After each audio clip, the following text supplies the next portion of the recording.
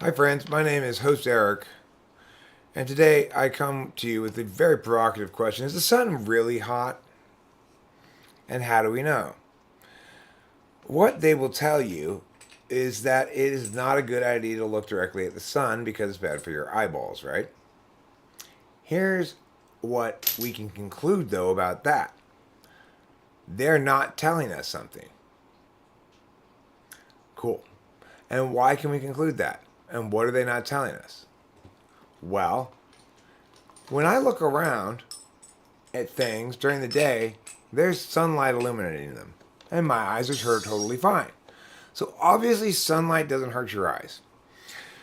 Now, nevertheless, it is the case when you look at the sun that it hurts your eyes if you look at it directly. So, what can we conclude? That there's something besides sunlight that's hurting your eyes. Now, this is a real paradigm shift because what I realized today is just as there is dark matter and regular matter, there's also a dark side to the sun. Probably what's happening is it's not regular sunlight that hurts your eyes when you look directly at the sun, but dark sunlight, which is just like regular sunlight, except darker. Some people call it shadow sunlight, or some people call it just shadows. So my hypothesis is being in the shade makes you blind. And I wanted to talk about that a bit. The other thing is, if it's the sunlight that's making things hot, if that is in fact the truth, then why is it that the sun is so far away? They say the sun is like hundreds of miles away. But if it were that far away, you wouldn't be able to feel the heat from it anymore. Think about it. Just think about it. Common sense.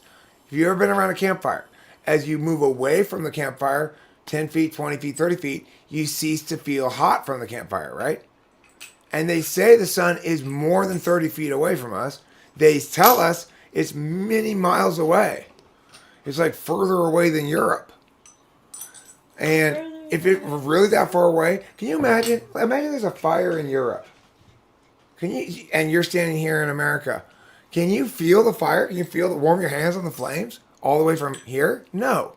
So if it is in fact the sun that's making it hot during the day, then why? It can't have it both, you know?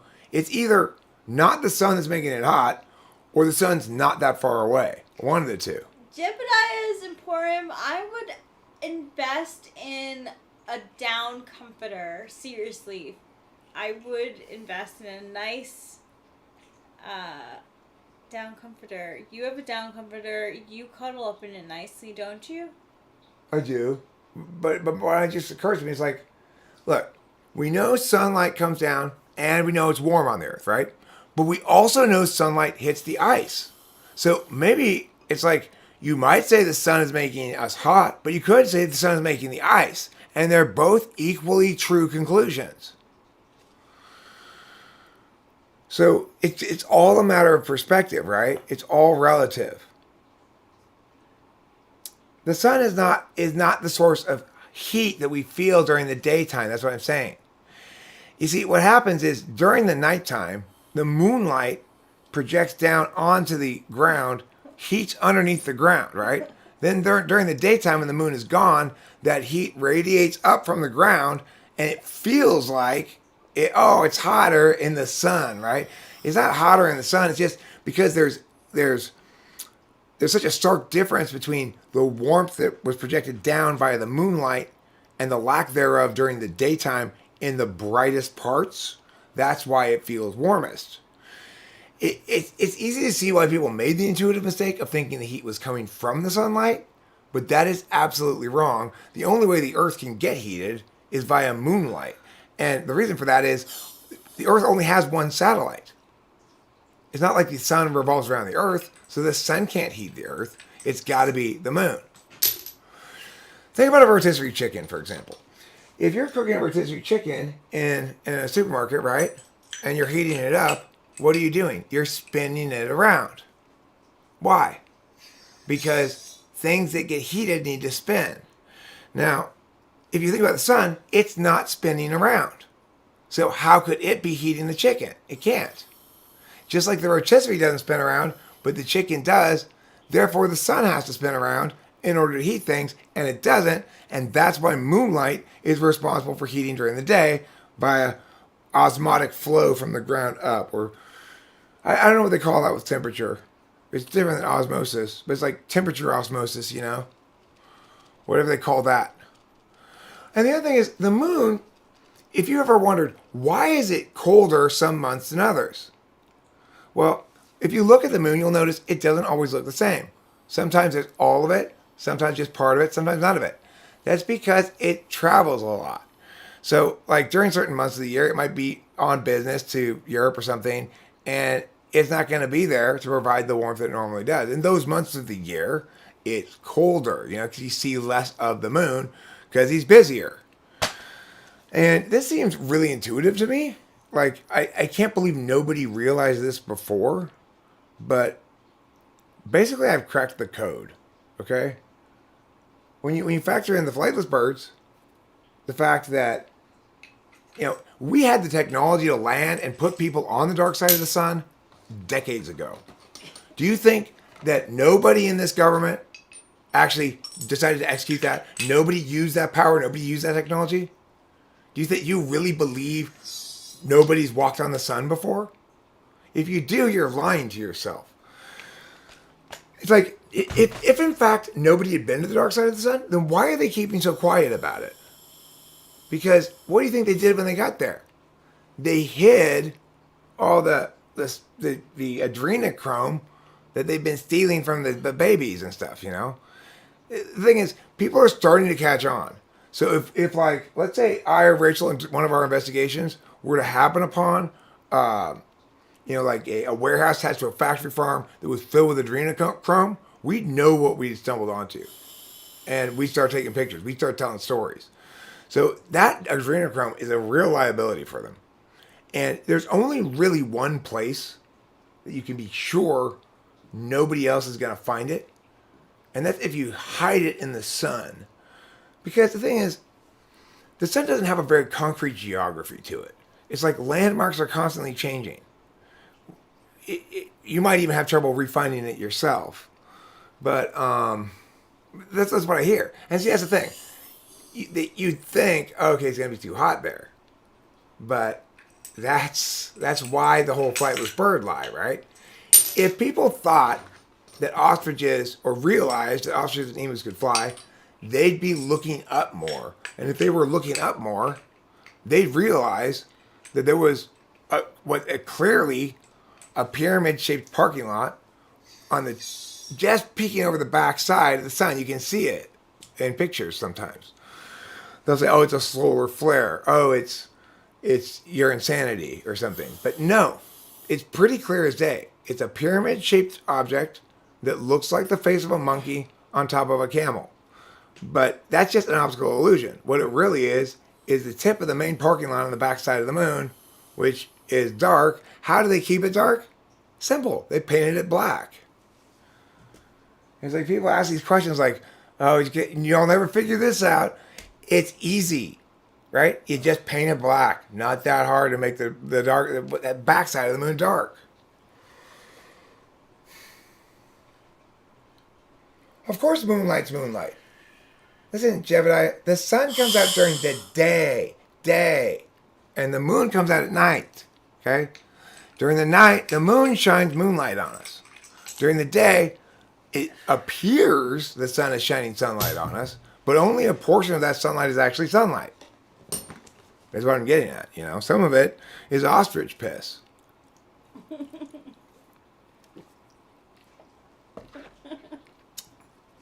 So if you go to the backside of the moon, it would get really hot, like an asphalt surface in the summer. Except, here's the trick. There's no sunlight to shine on it.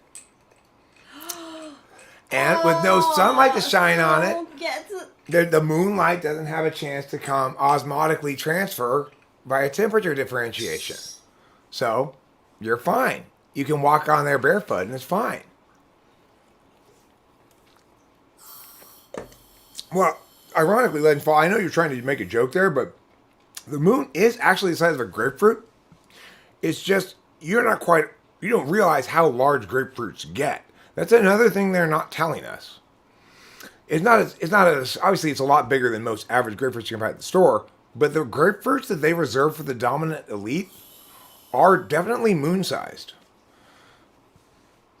If you've ever been to an Illuminati dominant elite mixer, it's just basically they rip open this planet-sized grapefruit, pour shit tons of absolute vodka in there, and just throw in some like a bouncy castle and you're good to go.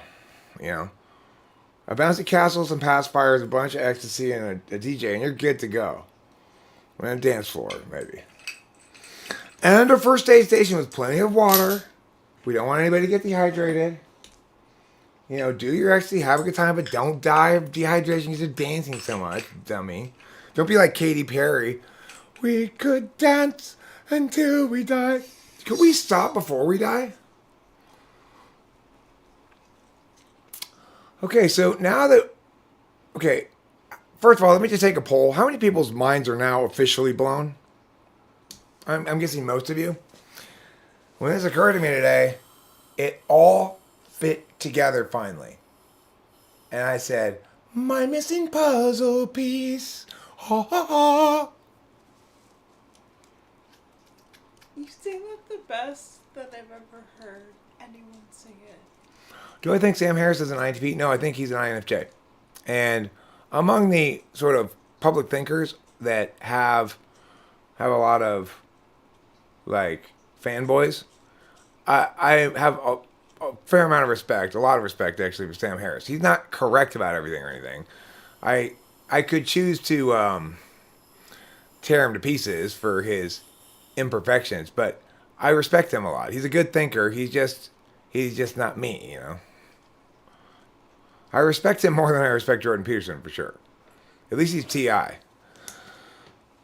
And so it's like, the thing is, not that I don't respect TE people. It's that if you're going to be doing philosophical kind of argumentation, you better be TI. You know, it's like, just as if I'm going to be doing complex, you know, system architecture problem solving or something, I better be TE. I might be able to pull it off briefly, but it's not my nature. You cock block the mind blowage. Hey, Jebediah's Emporium, you know, don't tell me your mind's not blown. I'm the one with all the sticky stuff on my face, and I know what your mind tastes like. It's got that rank kind of locusty taste. It was definitely blown all over my face.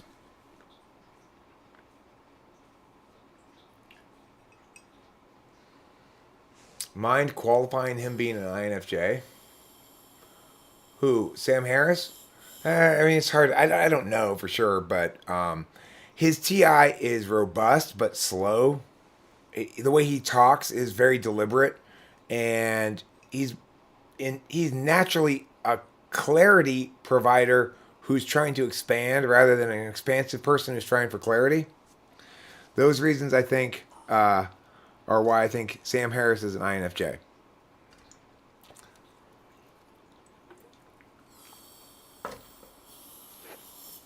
But I can see that I do not know that, and I could be wrong. I'd have to type him. Jebediah's Emporium, you get out there and you get Sam Harris to pay me $100 to type his ass. You're supposed to be out there pimping business for me. You're not really, but...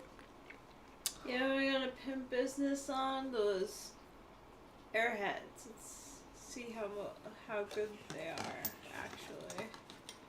actually. What? What'd you miss? Well, you missed a really good video on charcoal. Yeah.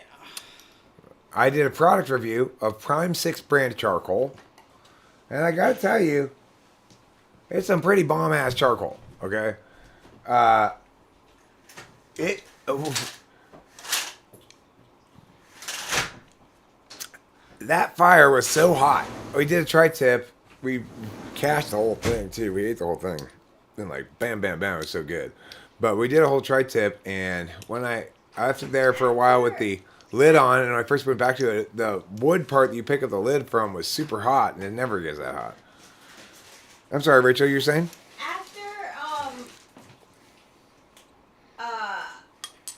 After we win the war. What's his name's after Pete's next to Chin? I don't want to keep on like.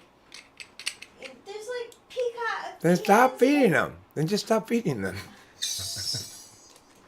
you feel obligated to feed them because they come around.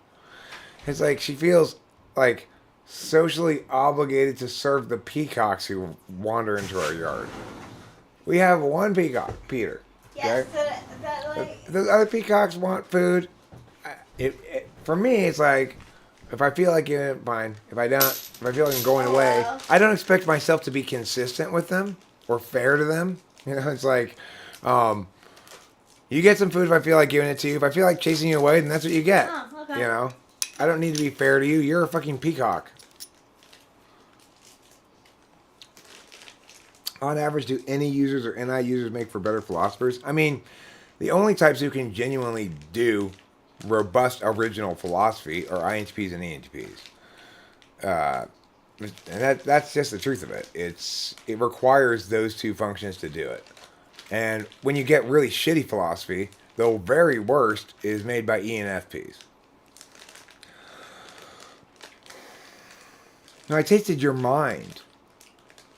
Like, I'm assuming every bit of the goo on my face tastes the same. I don't have to eat it all to know what it tastes like, okay? I don't have to eat a whole bowl of cereal to know what a bite of cereal tastes like. God, you're so irrational.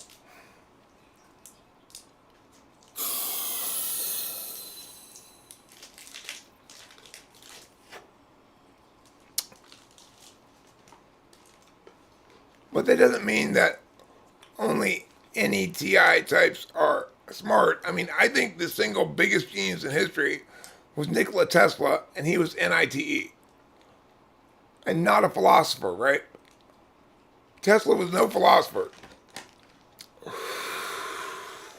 Einstein, despite being a scientist, couldn't help himself. He was a philosopher. He couldn't help but philosophize. I mean, the thing is, NETI philosophizes because it wants to explain things.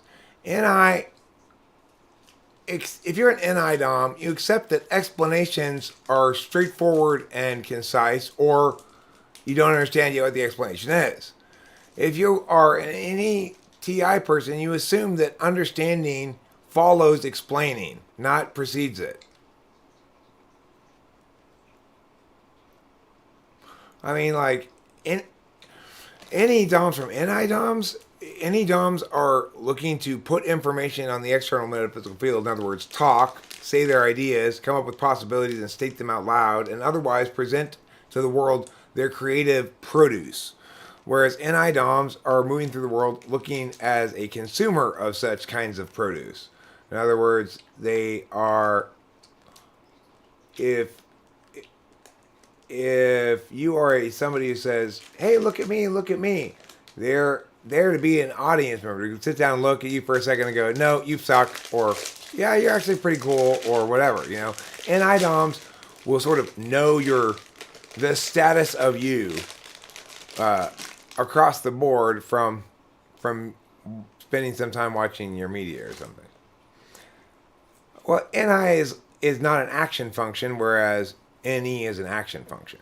Extroverted intuition is an action function. It's a way of taking action. It's a way of impacting on an external field.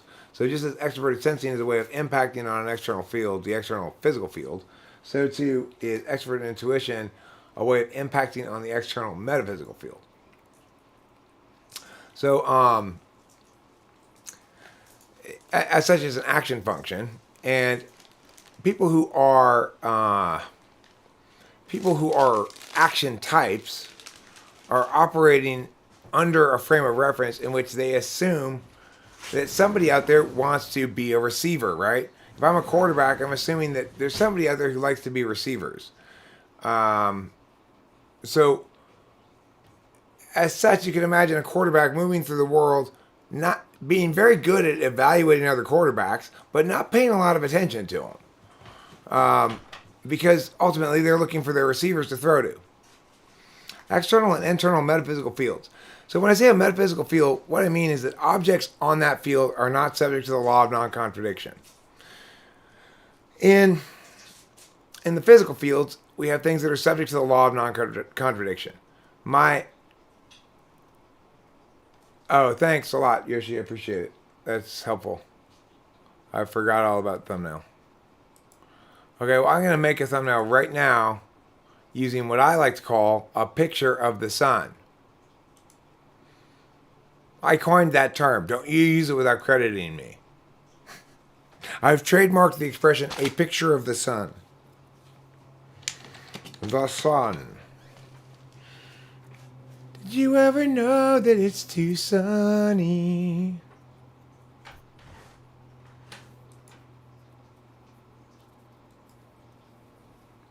Save image as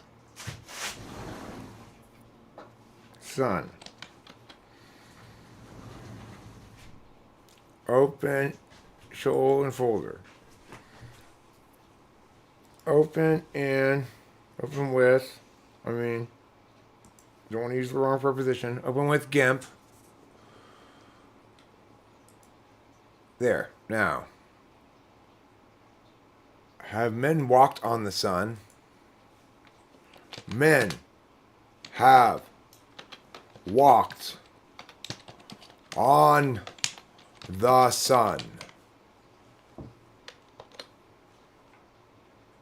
Unmasking the lies.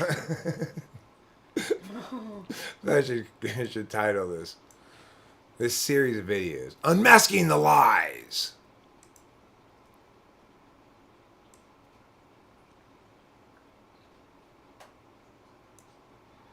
Okay, so what I'm going to do now, I'm going to duplicate this with the Mugity as per me.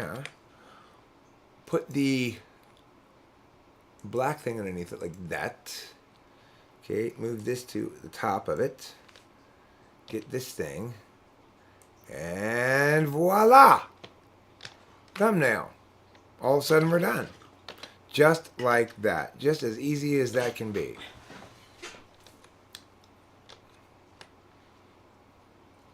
Okay, now go to the live stream. I'm going to edit. I'm going to change the thumbnail so that none of those of you who are here have to any longer suffer from its horrible yesterdayness.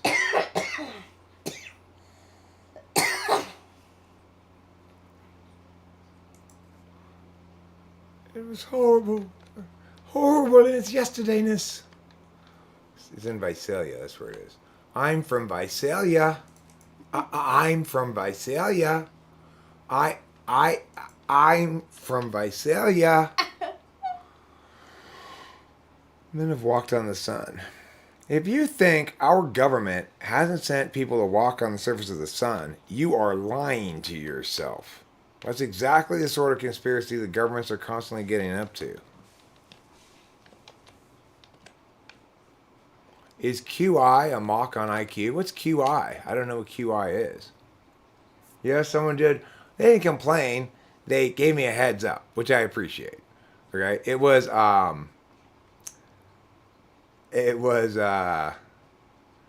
what's their name? Yoshi Alts. So I appreciate Yoshi Alts' heads up there. 50 songs, 5 of which are good. NI, 5 songs, all of which are good. Okay, but I would say this. Any 50 songs, 5 good songs, 1 great song.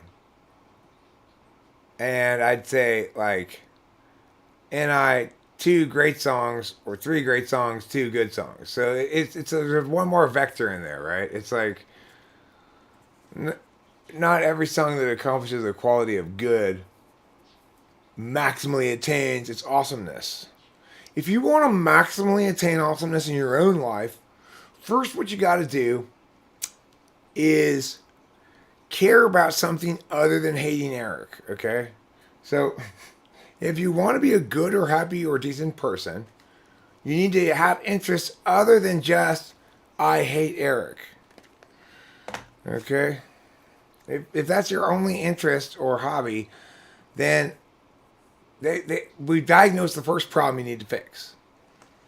Is it possible to be an NEDOM but not actively engage in new projects, but rather think about doing them instead? Sure. I spent a lot of my life directing my creative energies towards certain things that were work related, that were pretty not very creative, really, but not really doing any sort of creative product besides stuff that I had to do for work.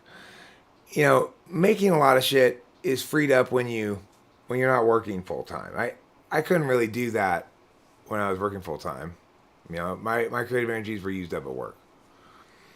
So, and there were also periods of my life when I was very procrastinating about a project, very scared of even starting projects because they seemed to spin out of my control in terms of scope of the thing, and then I'd find myself 2 chapters into a new book I'm writing and go, okay, Eric, you need to think harder about what you're choosing to start to do, because if you're choosing to start something you're never going to finish, why are you bothering? If you're choosing to start something that you're telling yourself now, I'm going to do this much work on this every day for the next 4 months or something, you are lying to yourself. It's impossible for you to maintain consistent,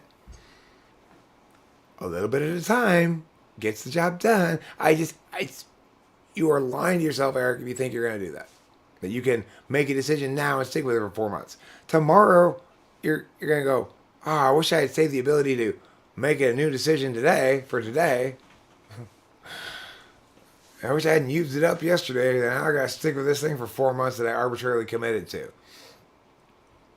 You know, you got to learn to manage that shit, but it's not really something you figure out until you have enough time, don't do shit. Then you don't have enough time, don't do shit. Then you have enough time again.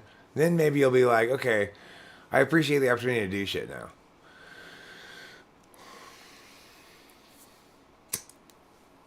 You know, it would be more of an INTP thing as well, for sure. It's like INTPs are going to have a much tougher relationship with their SE than ENTPs, even though ENTPs don't have a great relationship with their SE.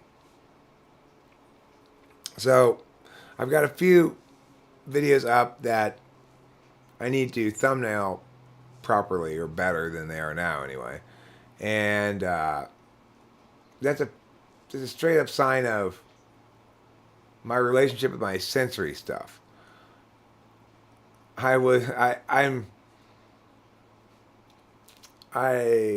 very committed to the idea of trying to maximally achieve results while still being me, which means at the very least trying to make good thumbnails and trying to keep videos fairly short and about a specific topic or something like that. So it's like, even when I'm entirely committed to following through on a plan, like, Eric, you're gonna fucking make as good as you can thumbnails for all the videos. Don't just leave the default thumbnail that it generates for you there.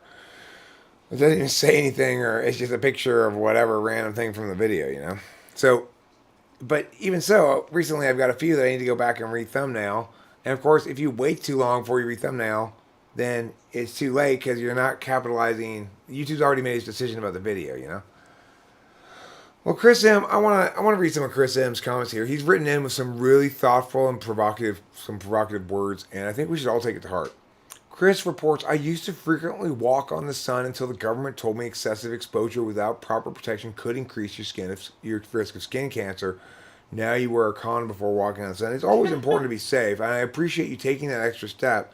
I will tell you, though, if you haven't heard, the part of the sun that's bad for you is not the sunlight part.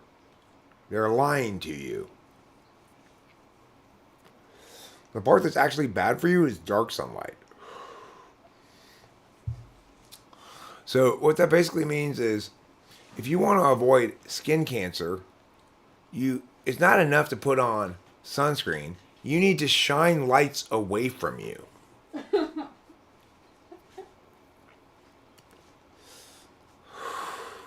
And the thing is, it's easy for all of us to just close our eyes and like a bunch of sheep go, they say the sun's hot, I guess it is. But we won't know. None of us are really going to know for sure if the sun's hot until we ourselves walk upon it.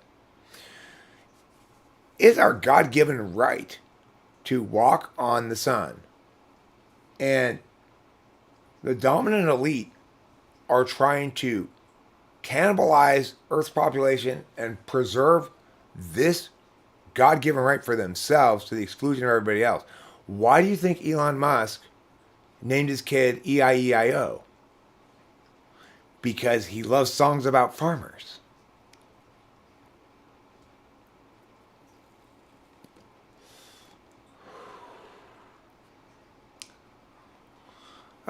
I mean, no, the doing and keeping track of what you're going to do part, that's SI and SE. So it's like, I'm not great at keeping track of shit I got to do, but I'm not terrible at it. I usually do successfully keep track of it. I'm much worse at doing it because the doing part's not conscious. The doing part's unconscious and it's being led around by my NE, not by my SI. So it's like, I will remind myself 10 times to pay a parking ticket before I actually pay it. I know I have to pay this parking ticket still. It's on my list of things. That's the thing with his mom. They are trying to convince you need special equipment, you need special permits or passes or licenses to walk on the sun. Our hunter-gatherer ancestors were walking on the sun barefoot, no problem, tens of thousands of years ago. In fact, that's why we evolved the pinky toe, because from what I understand anyway, there's a lot of small toe holds on the sun, and if you don't cling to it tightly with your toes, you will sometimes be blown back by solar storms. At least that's what the Aboriginal people's oral histories report. And those are the only peoples who are telling us about their trips to the sun. It's happening every day. When you see a celebrity and it's like, oh, they've gone into rehab, and you don't see them for a few weeks. Where do they go? Oh, they're in rehab. They're not in rehab. They're walking on the sun. Because they have been told the truth. They know they're in the Illuminati parties where they reveal the actual temperature of the sun is a brisk 60 degrees Fahrenheit. If you do go there, bring a windbreaker. Bring at least a windbreaker, maybe a hat. Hey, it's Peter. That's right. Yeah, that's why our pinky toes are so small. See, Dallas understands.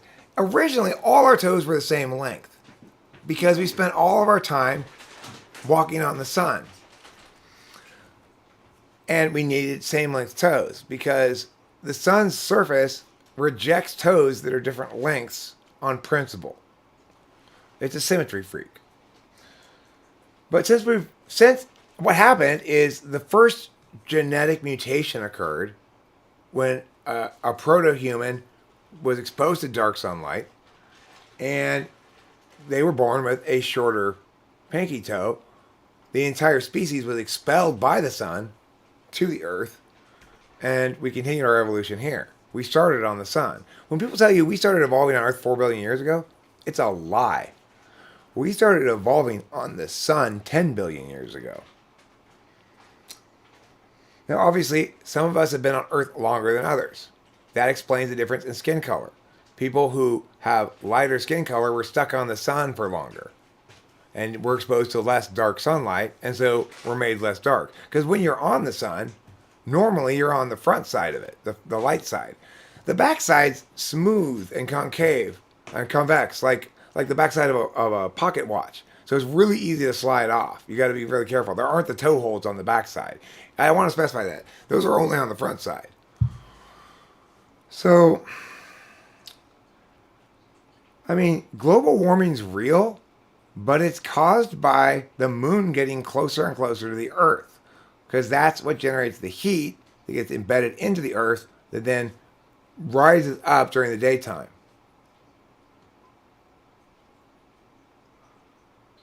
Yeah, we are told that people who have extra digits on their hands and feet have genetic mutations. They're the genetic norm. They're the real original human genetic norm. We were nothing but, originally, we were just bundles of toes and fingers. And then gradually we evolved feet, and gradually hands, then forearms, then shins. It took a long time to get from toes, fingers, shins, and forearms to knees and elbows. Knees and elbows were evolutionarily complex. But suddenly, one day, a lucky genetic mutation happened, and one of the babies was born with 2 knees. And all of a sudden, we're talking biped. And that's how evolution happened. They don't tell you that in biology class. Why? Not everybody's in on it. Okay, it's not a big conspiracy. It's just we are susceptible to just lapping up, misinformation like a kitten drinking milk from a bowl. Except instead of milk, it's misinformation. And instead of making us purr, it makes us die from lack of sun walking. So, okay, if you are a school teacher, please cancel tomorrow's scheduled activities. You are showing this video tomorrow in class so that students can learn the truth. If you don't use it, you lose it as an evolutionary principle. That's right. My nipples almost disappeared until I started breastfeeding the cat. You have to allow the body part to do what it's supposed to do, whether it wants to or not. Okay? I had an extra appendix added to my body to pick out little bits of oyster shell, even though I rarely consume sand, rocks, or twigs.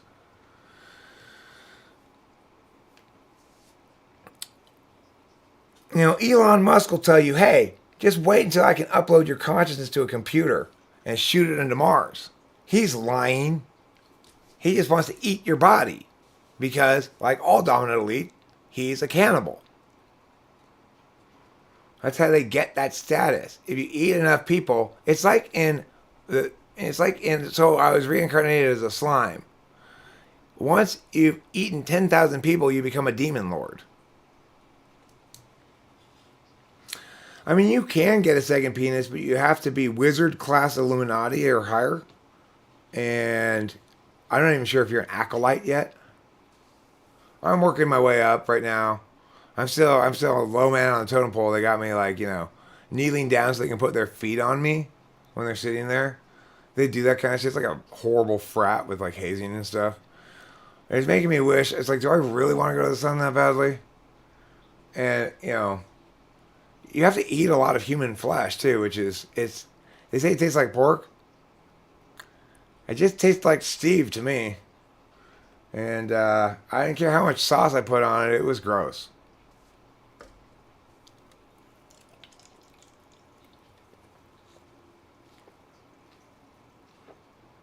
Not your business. You need to drink some water. You do. Okay? Maybe you need to drink it. Maybe you're projecting. You're projecting onto me. Obviously. You're insecure and projecting.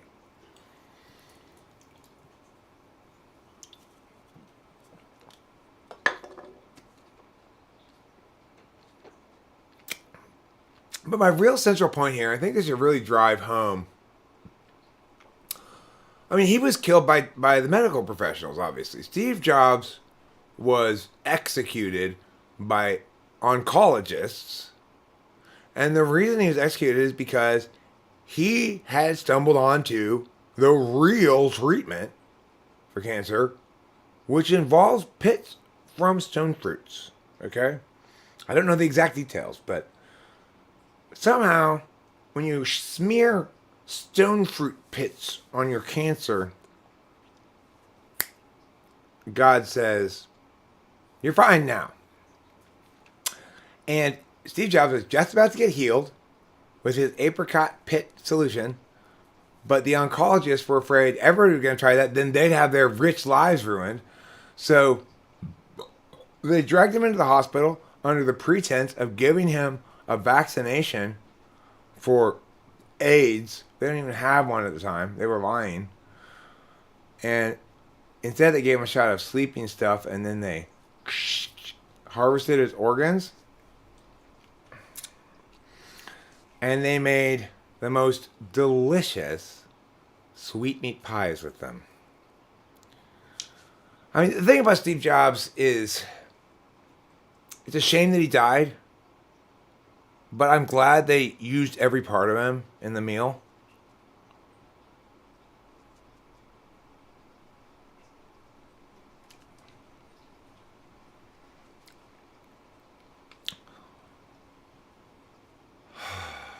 You know, a second penis sounds like a good idea, Jonathan Visani, but I can fill you in on some details. Only one of them at a time gets erect. So it's like, it's kind of just like this flaccid hanger on flopping on the side of your legs. I got rid of mine a while back. It was like, why do I even have this? Now, an extra set of testicles, that makes a little bit more sense because really, every set of testicles you add is another load per day you can shoot.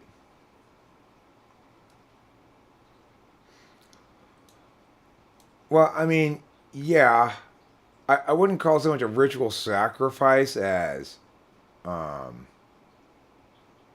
mean, it's just when you're a dominant elite, you really have, you really develop a taste for, like, you know the feeling. Sometimes you really want donuts. It's really nothing more complicated than that. It's just a lot of these, like, you know, Dick Cheney was there, and Dick Cheney eats nothing but freshly peeled scrotum. You know, he does at least wait till the person is dead before peeling it, but I mean, you gotta kill a lot of dudes to fill up that guy for dinner, you know?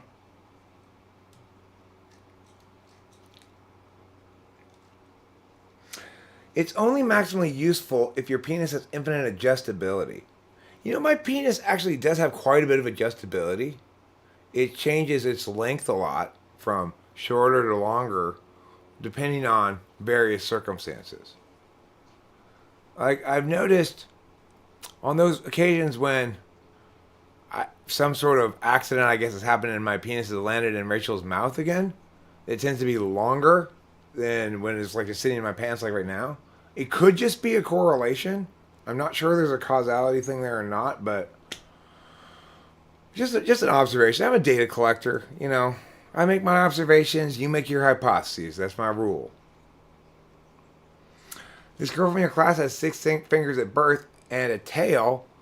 Well, I mean, the only reason we don't have tails still is because we don't have to spend any of our time on the dark side of the sun, which is very smooth, as I indicated. There aren't any toe holds or anything, but there are tail grabs. And that's why people originally did have tails. Because you don't want to fall off the dark side of the sun into the void of deep space. Number one, it's too cold. Number two, there's no air. And number three, it's very boring.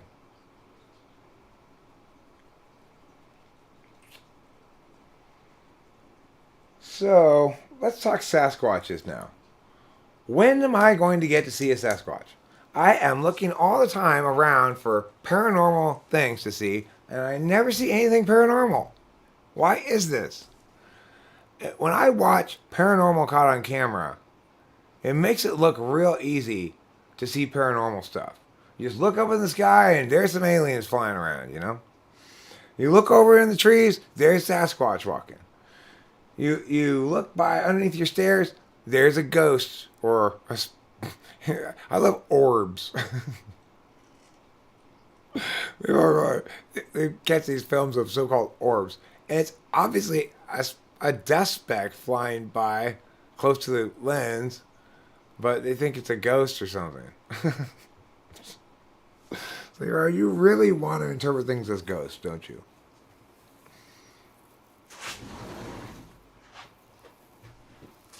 They cut it off. Well, now she can't go back to the sun. If she were to return to the sun now, she'd be viewed as a pariah, a horrible, deformed monster, because they cut off her tail. I mean, if I had a tail, I'd only want a tail if it were fully functional tail. Like, I'd want to be able to grab shit with it. Like, you know, it's like a third arm, basically, but on your butt.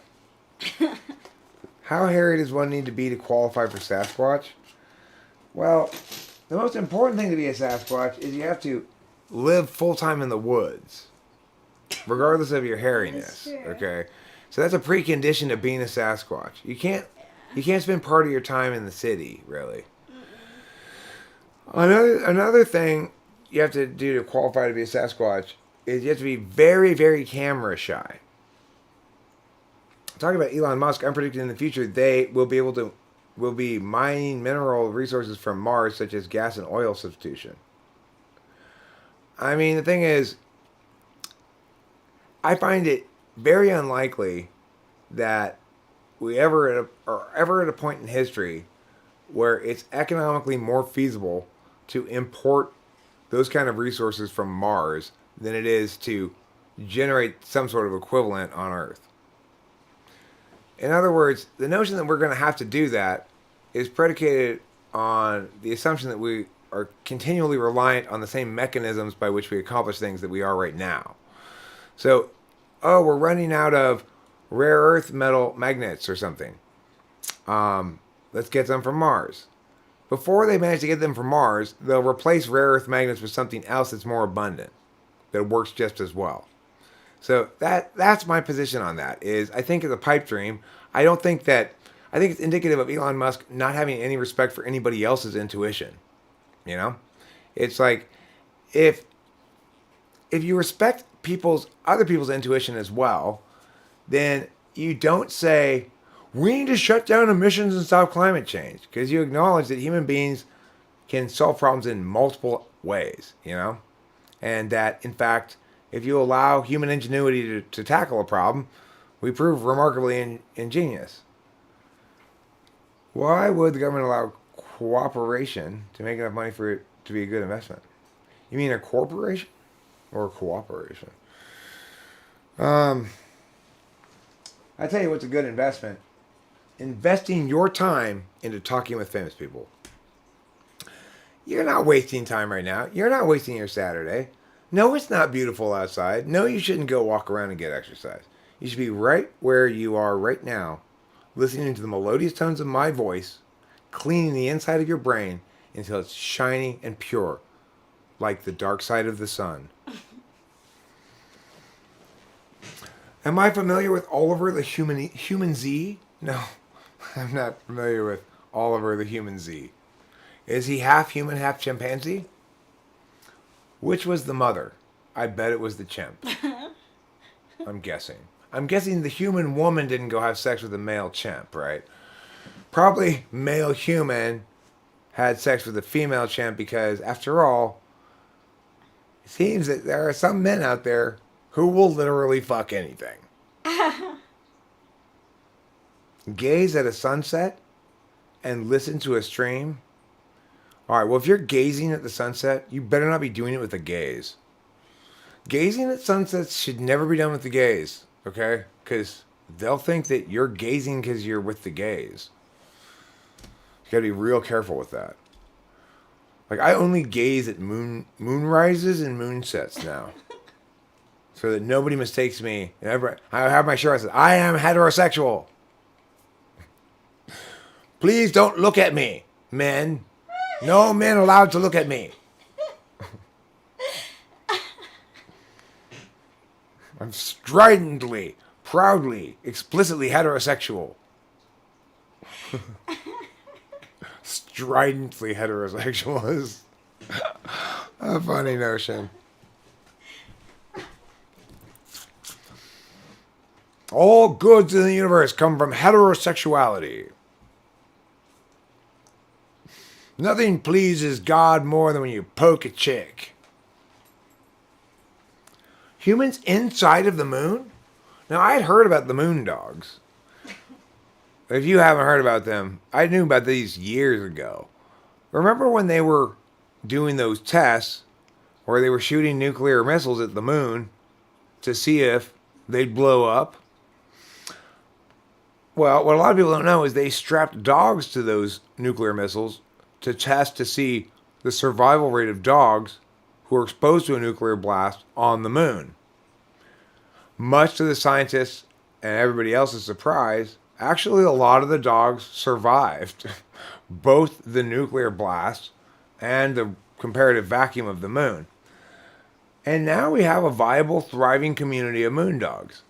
So there's a lot of pictures you'll see of things that appear to be evidence of habitation or human activity or some sort of alien activity maybe on the moon. Most of those pictures actually just show moon dog burrows. You know, they dig holes, they bury their bones, their moon bones, they chase their moon balls, they bring the moon newspaper inside the house and lay it at their master's feet. You know, moon dogs. Of course, each of these moon dogs is uniquely powerful because each has, or at least has an ancestor who survived a nuclear blast at point blank range. So, I mean, these are some strong dogs. These are not regular dogs, you know. And it turned out it wasn't even really a breed thing.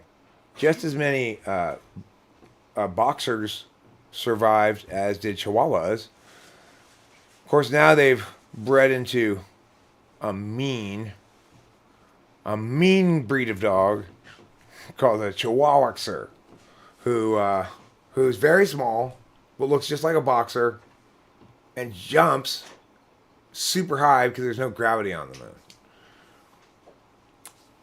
Ironically and surprisingly, when you bring them down to Earth, they can still jump that high. Why? A lack of gravity developed their dog moon legs, of course. These things are simple. People wonder and muse, I can't figure this out. Just ask me. I can figure it out. It's easy.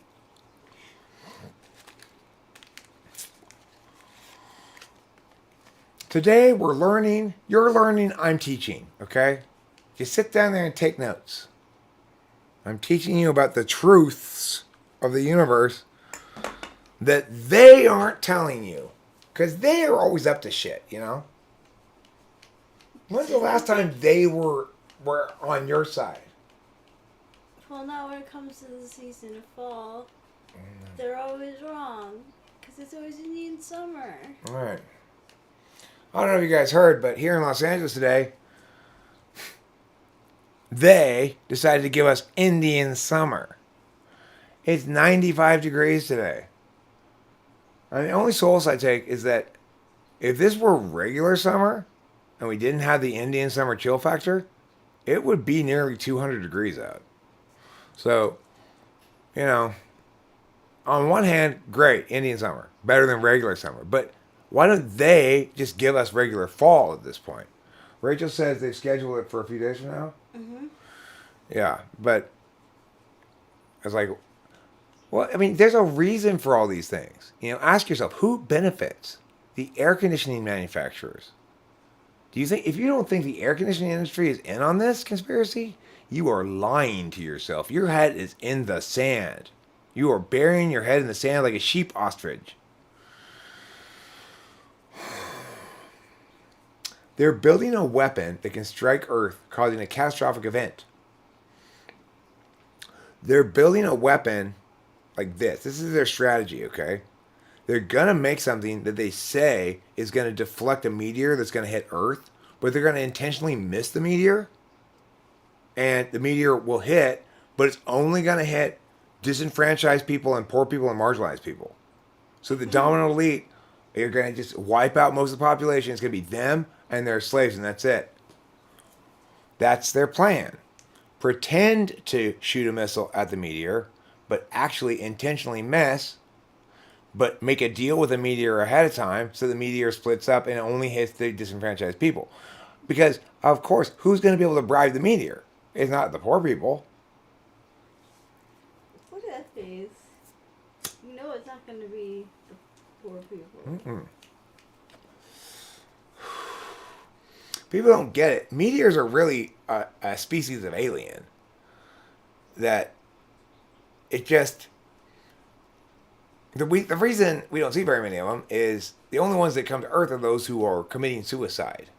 That's why they always blow up, either on the atmosphere or when they hit the ground. But they are living, breathing, thinking, loving creatures like you and me.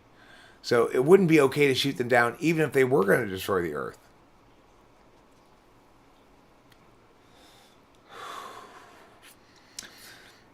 Look, Oliver, Hitler got up to about 75 and he started going backwards. I think he's about 32 now or something, you know? All you have to look out for is that haircut and mustache. Right? Well, I mean, You think you changed he's it up? trans. People don't recognize that he's trans now. He is living in Brazil. He's a big chested Brazilian woman with waxed bikini thing, and he likes to strut his stuff down the beaches of Rio de Janeiro. Um, I was there one time and I caught this local minstrel strumming on an instrument singing "Tall and tan and young." I'm like, dude, that's Hitler. You don't want to sing "Girl from Ipanema" and him. Yeah, he is hot now. He's really hot. But the point is, he's still Hitler, okay? Just because he's a hot Brazilian chick now doesn't mean he didn't kill all those people. Doesn't mean he didn't start that war. Doesn't mean he was nice to Germany or whatever. So, it's like, I'm sick and tired of people forgiving Hitler just because he became trans and got Brazilian bikini wax, you know? It's like, come on. Grow up, people. Grow up.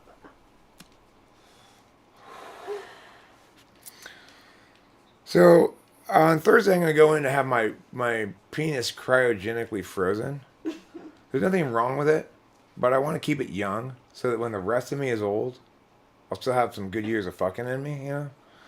So, Rachel and I have agreed we're going to take a year of cryogenic break from sex so that my penis can just sit on ice, stay young. She'll be happier longer, I'll be happier longer. You know, it's a good trade-off. They finally mastered the technology. The Han Solo technology, but just for genitals.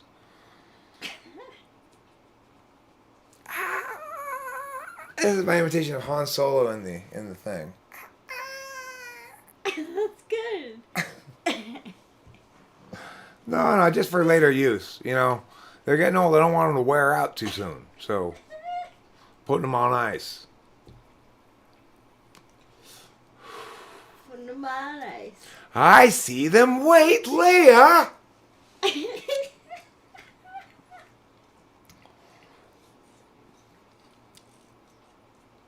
Meteors are not a construct, okay? They're real, but they're just not rocks.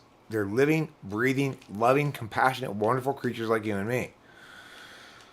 They're just going through a tough time. And, you know, instead of threatening to shoot them out of the sky, why don't we invite them to call a suicide hotline? Why not be decent people? You know? You think the Tunguska event was just a tragedy for people in Siberia? No. It was a tragedy from Meteor Planet, where all the meteors come from, as well. That was one of their most famous singers. A singer-songwriter who had shit tons of hits on Meteor Planet, but married the Meteor Planet equivalent of Courtney Love, unfortunately, and it wasn't 6 months before he'd crashed himself onto the Earth.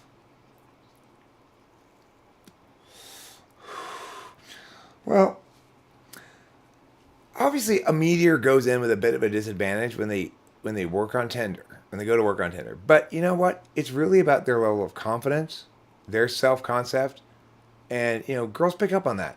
You may just look like a giant space rock, but if you've got the right attitude, a big smile, you got good hygiene, you greet them politely and stand up straight. You know, people find you more or less attractive the more they get to know you. And for a meteor, that's an opportunity that shouldn't be wasted. Let's practice our small talk. So, you're a meteor. Yeah, I fly through space. Mostly. When I'm not at home. What do you do when you're home? I make plans to fly through space. Sometimes I consider crashing into things. But unless it's really small, it's not a good idea. I'm not equipped with airbags. Oh. So, like, is that your job? Do you get paid to do that? Yeah. All of us meteors, we have our runs, our assignments. You need to go orbit this thing twice. You know, drop a little comet dust nearby to mesmerize the natives and come on back home. I guess the meteor officials back home, they collect the taxes from the planets or something. I'm not sure how it works, but yeah, I get paid. I make good money. You saw my car? Yeah, I saw your car. You're too big to fit in it, but you're not too big to fit in me. Eh. Meteor lives do indeed matter. Why did you hide Yoshi Alts? Yoshi Alts is trying to be cool, okay? They really are. They just they say things sometimes without really a lot of awareness of how they're going to play because they've got no SI experience of around here. So they don't know how people have heretofore tried to attack me, and they don't know. So, in other words, please unhide him if you can. Thank you. Although he's got alts, obviously, so. Right. Meteors are hard on the outside, but inside they're as tender and loving as any one of us. Okay? They have feelings too. If you prick them, do they not bleed? They do. They bleed tears of love. It's okay, Winston's Bomb. You are loved. You are forgiven. Yoshi Alts, what this is, to answer your question, is pure gold. You should be lapping it up with your tongue, rubbing your face in it, and just saying, oh my God, give me more. And if you're not, then your taste in media is wrong. Am I clear about that? I hope so. Well, of course river sharks exist. That's why I always tell Rachel, when we're walking next to a river, let me walk riverside, you walk on the outside. Because if a river shark jumps up, I'm tall enough, they probably can't get their mouth all the way up. That's how they have to get you. They have to come like this to get you. And get you like this with their mouth. And they swallow you and go back in the water. I'm so tall that most of them can't jump up to the top of my head. And so they just bounce off my shoulder back into the river. But, one time we forgot, Rachel almost got eaten. I had to punch the shark in the nose right as it jumped out. And we were lucky. It wasn't even intentional. It was an accident. I was saying, look over there. And then I punched it in the nose. An uptick of viewers? Hooray. I am a great dating coach. Yes. I'll tell you my dating advice. Here it is. And it's actually good advice. When you're hanging out with a chick and you want it to go to the physical level, after you've gone on like a couple of dates or, done your requisite pretend you're not a pervert for 3 dates thing, right? And then what you do when it's time, you don't initiate the touch yourself. You just stand too close to her. And then you chat a bit, and then eventually, try to make some sort of remote semblance of a joke, and you wait, and then she'll go like this. She'll go like this, look. You're so funny. And as soon as she does that, it's on like blonde. Now, don't just immediately go, start grabbing her titties, You got to be smooth still, but unless you fuck it up, you're in. Yeah, the old pretend you're not a pervert for 3 dates trick. Why do they keep falling for it? Because they're pretending they're not perverts too. That's the thing. They just do a better job of pretending than we do.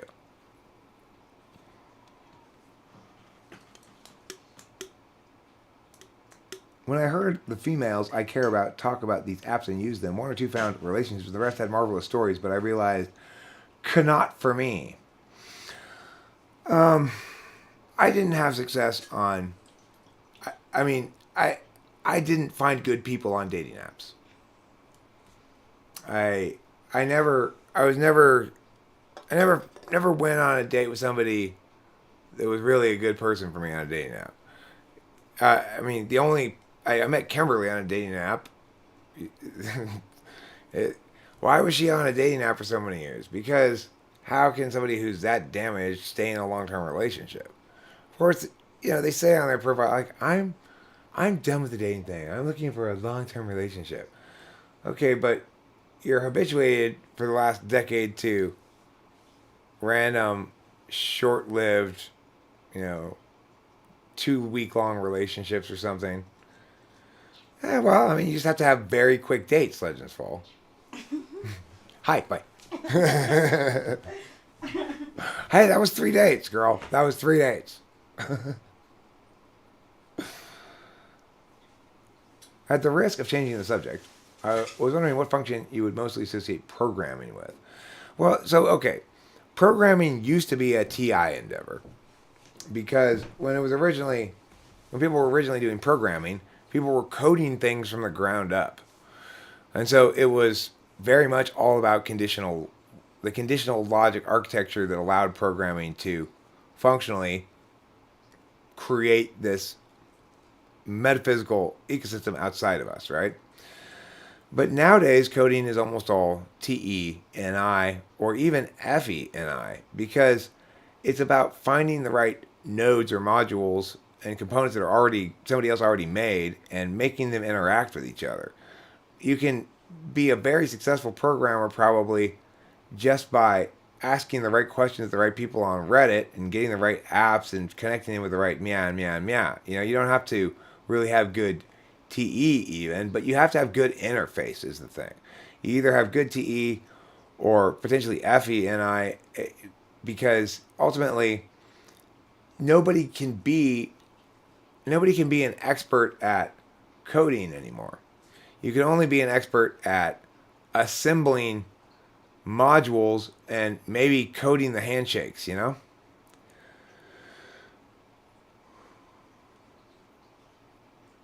TE does not see non-causal conditionals. I mean, look, extroverted thinking is a way of solving problems in external systems in which the mechanics are usually static, but that they're unique to the thing. So, like a refrigerator has its own architecture and its own mechanics and its own system logic, and a microwave oven has its own mechanics, structure, and system logic, and the two are not at all the same. In other words, being able to fix the fridge does not inform me at all about being able to fix the microwave.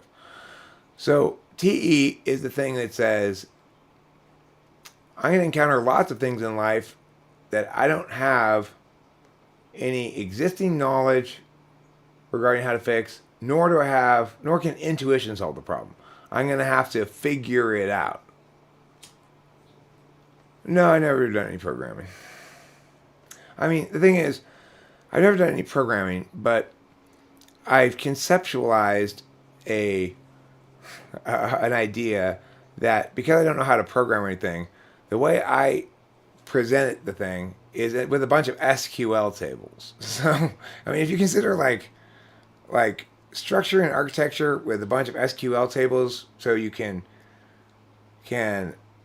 engage like different variables with each other, then like that's my instinct on how I would code this thing I want to make called Milk Lab. But I'm sure that's not a good way to code it or anything. So if that gives you any idea of my coding abilities, like conceptually I kind of get concepts, but I've never actually done anything like that. Yeah, pretend you're not a pervert is kind of important.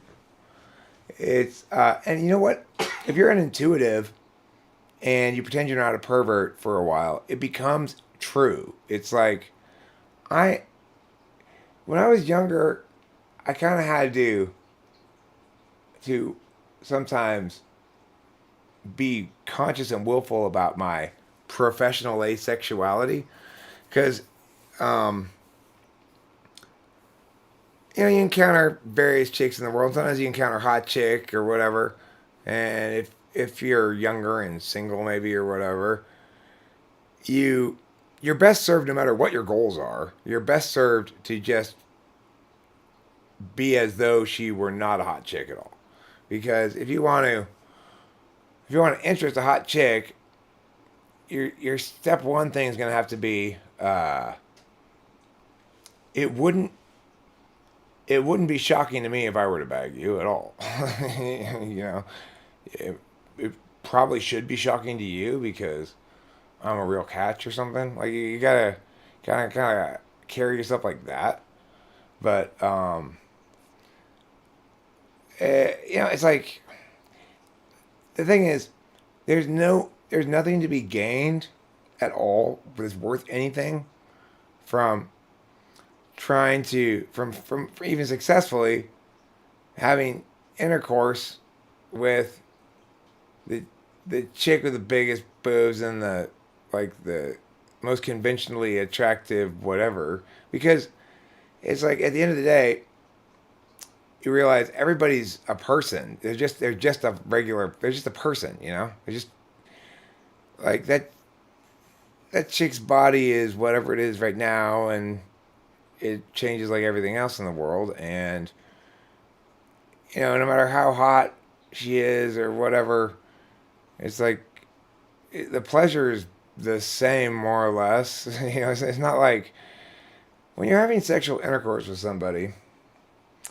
you're either fully in the moment and enjoying yourself or you're not. That's it. There's not really any other nuance to the matter. So, for everybody's always insecure. I'm insecure. Rachel's insecure. Everybody's insecure, especially when it comes to, am I adequate as a human being to be reproductively viable and desirable to other people? It's sort of the biological equivalent of words of affirmation. The arch hosts of hosts is Yaler. Well, when it comes to the sexual intercourse, perhaps, I will not try to encroach on ESTP ground there. I don't doubt that he's given a lot more attention to the arts of sexual intercourse than I have. Well, I'm on your side. I know, baby. That's why I can talk so freely about other stuff. I'm so happy in this relationship, and I think we both feel very, safe, Yeah. So the thing is, it makes it much easier for me to just, not try to posture at all, right? Yeah, Hamza, you confuse me a little bit because, weren't you the person the other day who put that long comment that said, number one, NE is not putting information on the external metaphysical field and you can't define it as such? Aren't you the same guy who put that comment?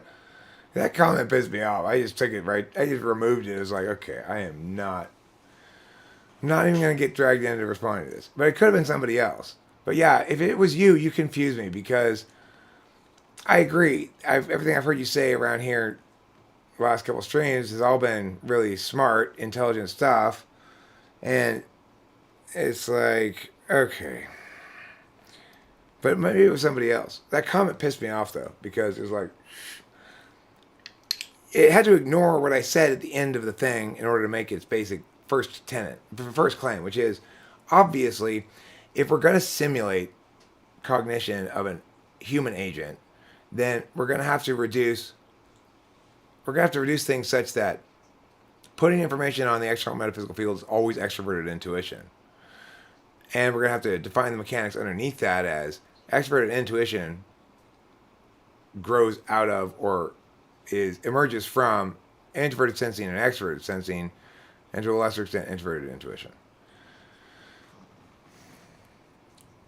Well, the thing is, Khalifa Hamza was one of the first people who rallied to my cause here and agreed with me that yes, there is a dark side to the sun. Yes, the dominant elites are having their parties there. And yes, it's about time for me to fucking get invited. Yeah, it is.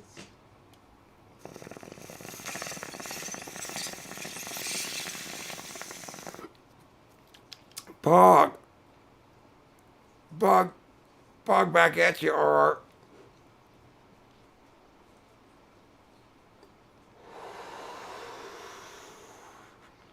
who was the previous host of this channel? I mean, this is my channel. It's always been my channel. Zachary, I've had co-hosts periodically, in episodes, and for a while, I did have one formal co-host, Zachary, who was an INTP, and still is an INTP, and he lives in Kentucky. It proved positive of typology, right? Zachary's a very intelligent INTP, philosopher type guy who's always talking about, abstract models of abstract models of abstract models, right? And his parents are straight up Kentucky slack-jawed yokels. His whole family is, except for him. He's the one who said, my brother's the kind of guy who sells his car for gas money. Which I thought was pretty damn funny. I mean, the thing is, Zachary's brother actually did do the following thing on one occasion. He didn't have money for gas. So he went into the gas station and said, oh, listen, I have money for gas. It's like right down the street, but I need gas right now. I won't get there. So I'll leave you my driver's license and then I'll go get you the money. And then he just never got the money. Or didn't have it. It was just his way of stealing gas, right? Talk about not thinking beyond after you drive away from the gas station. That's Zachary's family. But Zachary was born an INTP. And genetics and everything else be damned. Genetic culture, everything else be damned. He was a straight up INTP in every sense of the word. A straight up, hardcore abstract philosopher. And still is. He's not dead, even though he's not here anymore, really. I should say that. That's it, the insecurity. When I finished first, and she's just started. Well, and that's when you say, you made me come too fast. Okay. That's the solution to that. The key thing, hint, always blame her. Rule number 2. Rule number 1, wash your hands. Rule number 2, always blame her. Women are very susceptible to being blamed for those sorts of things. They'll internalize it right away. Get all self-hatey about it. So it's a great strategy. You're going to want to employ that. But what you've seen, is there a link between cognitive functions or type and genetics? Like your family members more likely to be similar types? I have not seen that. I just haven't seen it. In fact, I've seen no connection like that. Well, sort of I've seen a connection. Like Candace is the same type as her mom. But Candace's sister is ESTJ. And Candace's brother is maybe ISFJ. I'm not sure. Like my daughter's an ESTP. Corey, my friend Corey's got an ESF. My daughter's an ESTP. Corey, he's got an ESFP son. And what's interesting is, Corey's kid, Charlie, and my kid, Delilah, were born a month apart. And, obviously Corey and Liz and me were super best friends before Liz got pregnant and my wife at the time got pregnant. So we expected our kids to be, best buds and hang out together and all that sort of stuff. But Delilah and Charlie never liked each other. They just, from the first time I put them next to him and they were babies, he hit her and she started crying, and it was just like she never liked him and he never liked her. Why? It had nothing to do with the fact that their parents are best friends. They have lots of opportunity to hang out together. Blah blah blah blah. It has everything to do with type. It's like me and my childhood friend, quote unquote, Jenny Mabry. My parents were good friends with the Mabrys, so we went over to their house all the time, and I hang out with Jenny Mabry. And I had no problem hanging out with girls. One of my good friends here on the block was Kelly Reardon across the street. She was a girl. But I just didn't like Jenny. There was something wrong with her. Well, I talked to her. There's a video of me interviewing her or talking to her or something on the channel. Her name's Jennifer Munson now. But she's an ENFP. So no wonder I didn't like her. No wonder she didn't like me. I always thought she was awkward and irrational,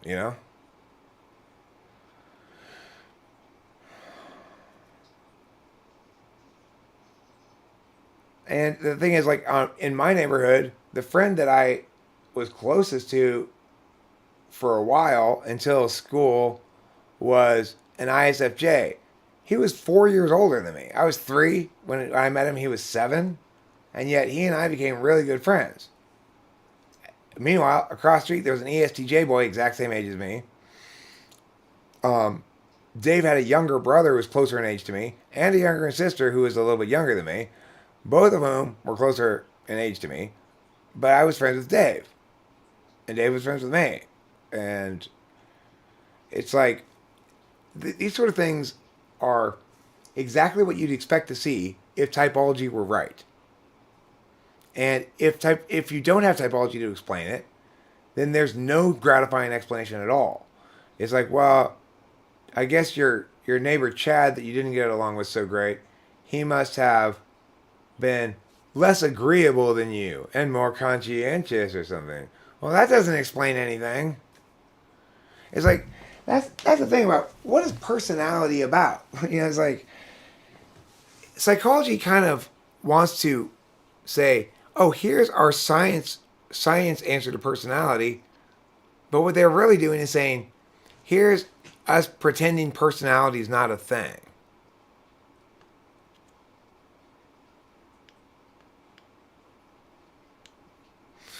I mean, the takeaway I have for even numbered slot NI is that you've got individuals who are using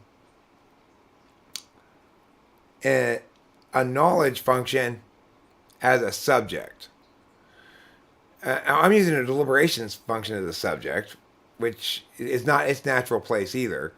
But the problem with NI is it's irreducible knowledge, and you're using it as a subject. So people with even numbered NI tend to go around telling other people what's true for some purpose other than attaining the truth. Instrumentally, in other words. And so that's why Legends Fall, you and I disagree about NI, because for you, it's something you use for some other purpose. Whereas for me, it's the end in itself. Lady Lou ESTP? No, Lady Lou's an INFJ. Oh, I see. Legends Fall, you're answering her question. Psychology on personality is attempting to apply a standard from a means. I mean, yeah, sort of trying to create a standard out of, because that's what its test creates. It's like, when you talk about an IQ test, IQ is meaningful only because lots of people have taken an IQ test and it's normed, which is to say, like, 100 is the center no matter what. The center moves as needed. And so then you can take those test results and link them to other things and see how strong the correlation is, right? The problem is people forget the key thing. When you're talking about IQ correlates with meow, you literally need to remember you mean IQ. It's like your test on this score correlates with meow. People make the leap and then say, therefore intelligence correlates with meow, because they don't understand the IQ test creates the thing it measures by virtue of measuring it. It's not measuring something that's independently there, a distinct thing, because the IQ test measures lots of different kinds of attentional approaches and deftness with those, and doesn't adequately and assumes that one of the fundamental flaws between thinking that IQ is intelligence is that there's a presumption, if IQ is intelligence, then someone who is very intelligent in 3 areas or in 3 ways is more intelligent than somebody who's an ultra genius in 1 way. And that may or may not be the case, but there's certainly no reason to operate under that assumption, And that's the presumption that's necessary for you to afford any legitimacy to IQ, because it's a composite kind of score of a variety of different kinds of intelligence. And so you have to say, like, all around is always better than specialist.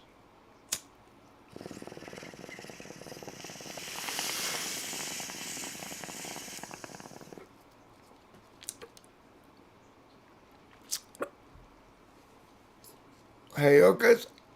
Are they like trickster gods from Indians or something? Do you want a Sprite, darling pants? Sure, thank you. I want one too. Then I'm gonna come back here and I'm gonna play a song or two and probably wrap this up.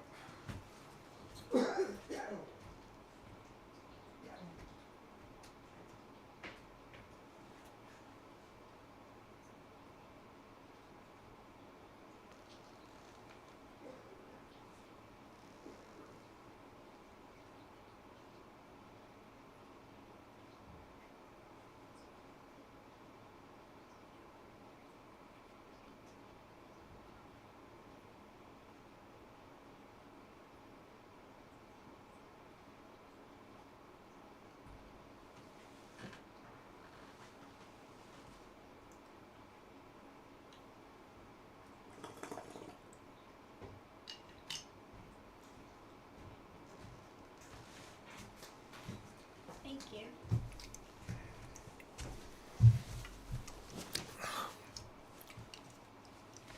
So earlier,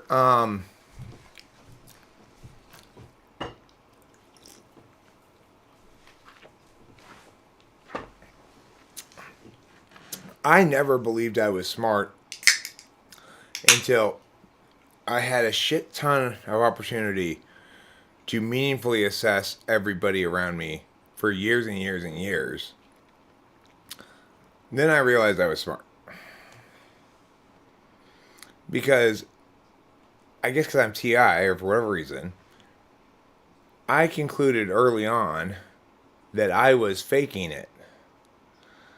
After all, those guys over there get straight A's, and I definitely don't.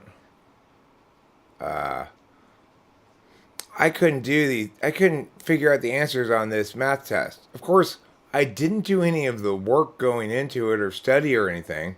I expected myself to figure it out on the test day. And so then I'd be unable to do that ridiculous expectation and think I'm dumb, you know? That was my youth. My parents would tell me I was smart, but I did not believe them. I thought, in fact, there was a period of time in my childhood when I was legitimately concerned and thinking a lot about whether it was possible that I was mentally retarded and my parents were hiring my friends to hang out with me. I spent a fair amount of time giving this notion serious consideration as to whether it could be true. So, I didn't start off thinking I was smart. I started off thinking maybe I was mentally retarded.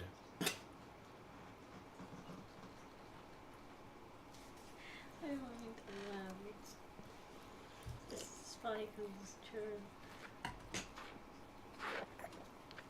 The thing is, it's like when I finally became a director of the school instead of an employee at a school, right? I mean, I'm still an employee, but I was the boss, basically. So instead of me being somebody who's evaluated by the boss, which I'd always been before, and I always felt like I must just be hanging on to this job by the skin of my teeth because I'm not doing anywhere close to as good a job as I could be doing. Then, as a boss, I got to see what other people's work looked like. And I realized, oh my god, I'm fucking miles better than any of these people.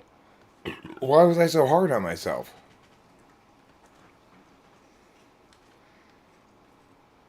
Did you get an A to see if the problem is the A or something else? I mean, I only got A's in some things. I got some A's. I didn't necessarily get A's on tests or classes or things like that. I wasn't consistent enough, and it's like I was the kind of student that week 2, teacher goes, "Oh my God, let me read this brilliant paper in front of the class that somebody turned in, and it's my paper." And I'm like, "Oh, great!" And then I'm like, "Well, I got all the juice out of that experience," and I stopped going to class, or just stopped doing the work or whatever. I already got my FE juice. There's no other reason for me to be doing this shit. It's not like.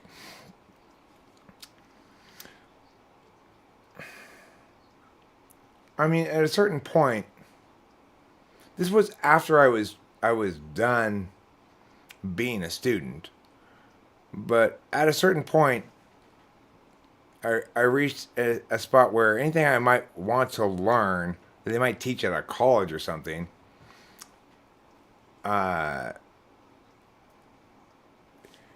it wouldn't be fair to the teacher for me to take the class, you know? So the thing is, I would like to learn how to produce music better, right? And I've asked, I asked Jeremy, INTJ Jeremy, who's a really like pro, like he did soundtrack for a feature film before and stuff. So he's really pro in his audio understandings.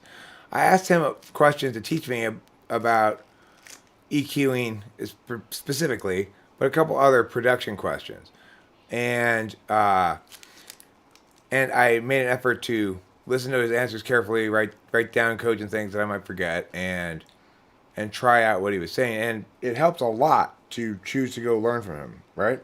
So, but let's say I were to take a music production class. It would be unfair to the teacher and the rest of the people in the class um,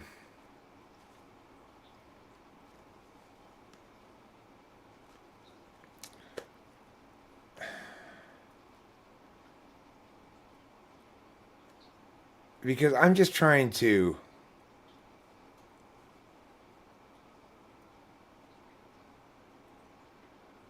Because I'm not in a position that a student normally is in, you know. So it's difficult to be a student at 50 years old, even when you need to learn things.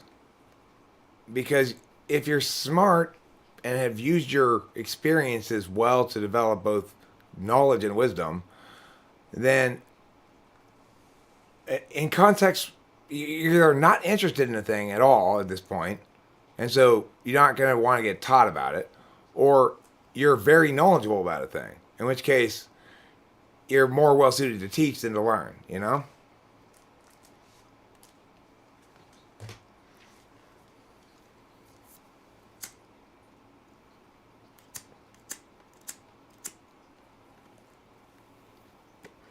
So the exception, of course, for me would be like the music production questions asked with the INTJ. And yet I would still say,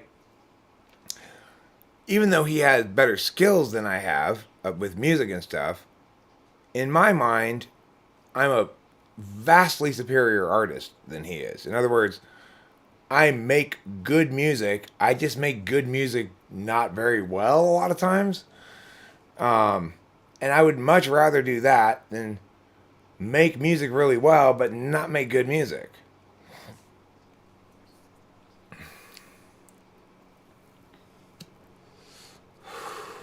You know what I'm saying? That's my perception. Obviously, I'm biased of my own art. Even though I make the claim that aesthetics are objective, um, I can't. I can't defend the claim that I'm correct about my own stuff or other people's. So just because something's an objective matter doesn't mean it's an arguable matter, particularly.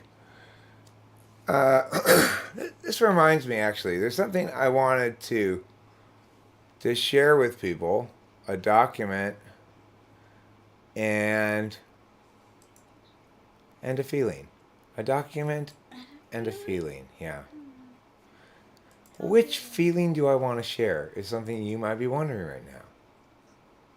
Well, let me tell you. Sharing feelings is something we all know and love continually. Because we have to. If we don't, we're the devil. I'm in awe of Kitty because she's sleeping in front of the beware sign. She's totally an ISTJ. Where's that thing I had before? Did I close that window? Fuck. I'm never gonna get it to open again. Not while I'm live streaming. The problem with this thing I want to show you is it's a document, but it's like 750 pages long. So Google Docs won't even preview it. Like it won't open it. I mean, And so you have to preview it in Google Drive. And that'll work sometimes, but only sometimes. Okay. Recent. Like, why are you going so slow, my drive? Is it because I'm using too much bandwidth, or is it because I'm using too much CPU? What am I looking for? Oh, right. Values. Values A to Z. Los Angeles. All right. Here you go. It's special this time. If it opens, I will share this with you, okay? I'll share the document itself so everybody can access the document and use it for its vast goodness that it offers you. And yes, it does offer you a lot of goodness.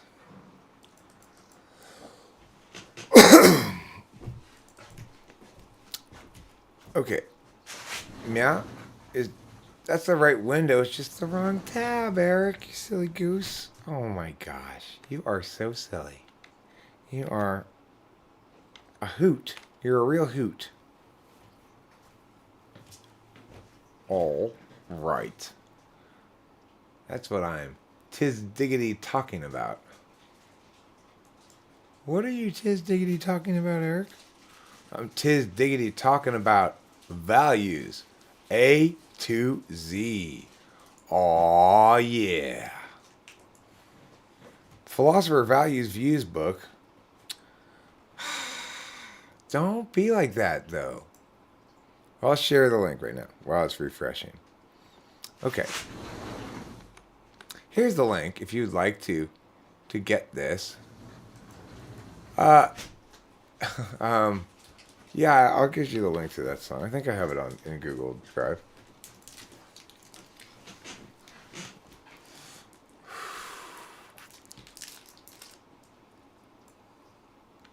Type police backgrounds. No, that's not what I want. No, Google Drive. No, you're embarrassing yourself.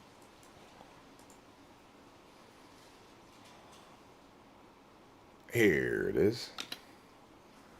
There you go. It's a WAV file. Ah, a WAV file? I wanted an MP3. Never mind, says that guy who asked for this. Huh, that's just gonna go down. Try as you might, you just can't hide. Cause you're mistyped. And I'll be waiting to pull you over all night. Type police, type police. Please pull that guy over. Okay. Now I'm going to put this here. Pew. And I'm going to put that there. There you go. There's the song. Like I said, it's a WAV file. Now let's talk about this great document. Okay? This is what I want to say to anybody who wants to come in here and start arguing with me about shit like, like just come in here and want to pedantically tell me how things are. First, make sure you understand all of this, okay? All the arguments why activism's good, activism's bad, altruism's good, altruism's bad, anarchism good, anarchism bad. All arguments related to nihilism. Animal rights good, animal rights bad, animal rights responses. Autonomy good, autonomy bad. Actually, this autonomy bad is autonomy.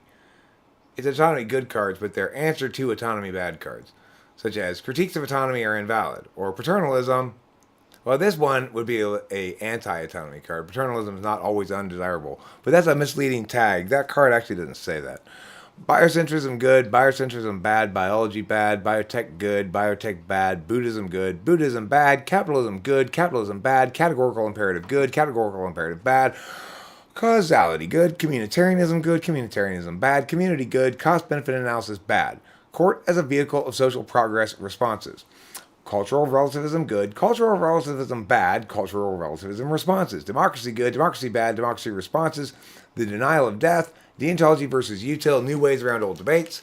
Direct democracy good, direct democracy bad. Duty to future generations good, duty to future generations bad. Ecocentrism good, ecocentrism bad.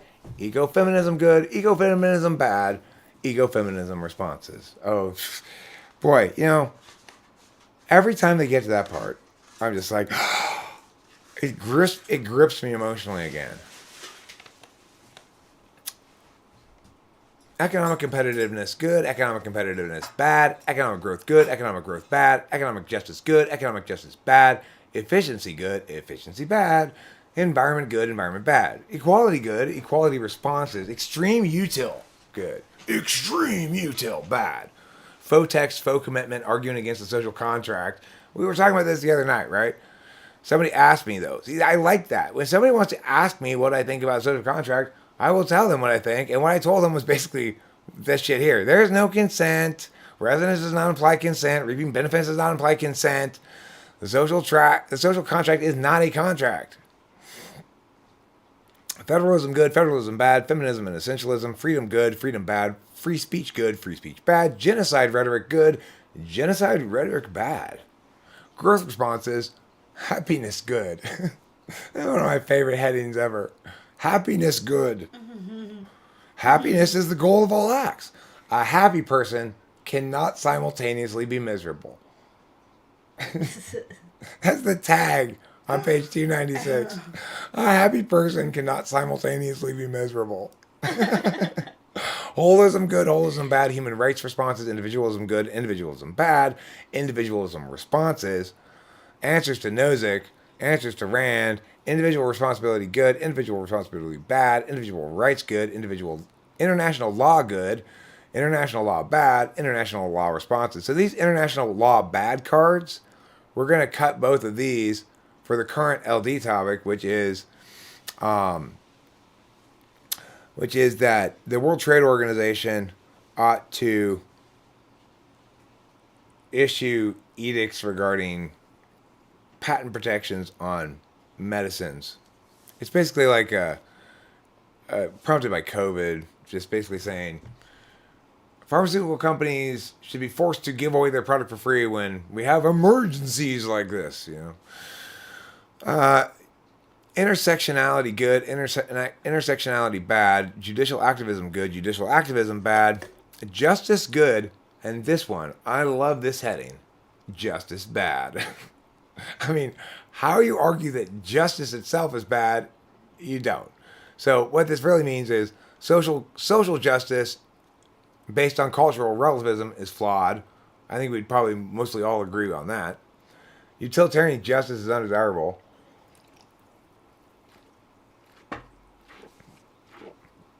Theory of distributive justice doesn't work. So really this is saying when people misuse the word justice, that's not justice. When they say justice is bad here, they're not really arguing saying justice is bad. It's basically impossible to make that argument. The best you could do is something like Buddhism proves justice is flawed, karma is superior. But if karma is superior, then presumably it's more just in some sense.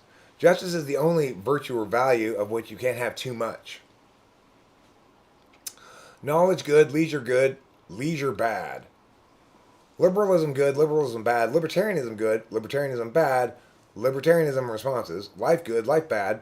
Life bad is another fun one. The right to life is not paramount. Human life is not the greatest value. So these things are typically, well, you could run something that's like what's that guy's name? Schopenhauer? No, maybe Schopenhauer, is that the guy's name? There's a case that my middle schoolers ran at Berkeley one year, which basically says, it's a nihilist case, and it says, causing mass death is good because it will re-inject meaning into those humans who are still alive. Literature is a source of values, local good, local bad, Marxism and postmodernism, misanthropy and earth first, Modernization good, modernization bad. Multiculturalism good, multiculturalism bad. Nationalism good, nationalism bad. Native American sovereignty. Natural capitalism good, natural capitalism bad. Negative util good, negative util bad. Non-violence responses, not in theory or practice. Answering Marxism and socialism. Objectivity bad. So the thing is, these people come around here with their anti-black and white thinking and or their sort of promotion of non-reducible expressions in language as preferable to my objective ones. They think they're like onto something new or whatever. Their entire intellectual playbook runs from page 505 to 506 of this book. Original intent responses. Pacifism good, pacifism bad, participatory economics good, participatory economics bad, participatory economics. Personal responsibility. Philosophy good, philosophy bad. How one philosophizes that philosophy is bad without condemning the self that's philosophizing, I do not know, but one can certainly point out that it's not necessarily helpful in certain circumstances. Philosophy impedes intellectual progress. Okay, page 547 too. You get that one, you morons.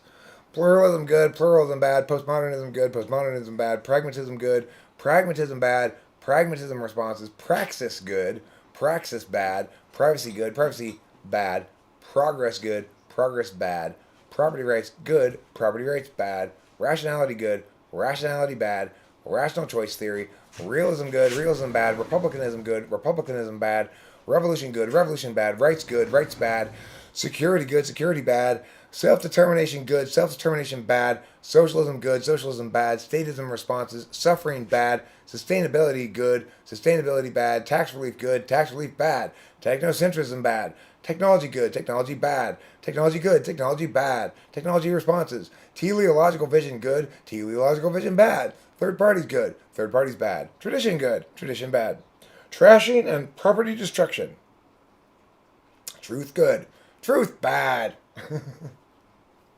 Util good, util bad, utopia good. Utopia bad? Is it really possible for a utopia to be bad? Well, of course, they don't really mean the utopia is bad. They mean utopianism is a poor approach to policy making. Utopian thinking good, utopianism bad, violence good, violence bad, Western rights good. Wow. That sure is a lot of table of contents, Eric. Each of these, of course, has multiple cards on a page, so, like, just to pick a random one for an example. Altruism.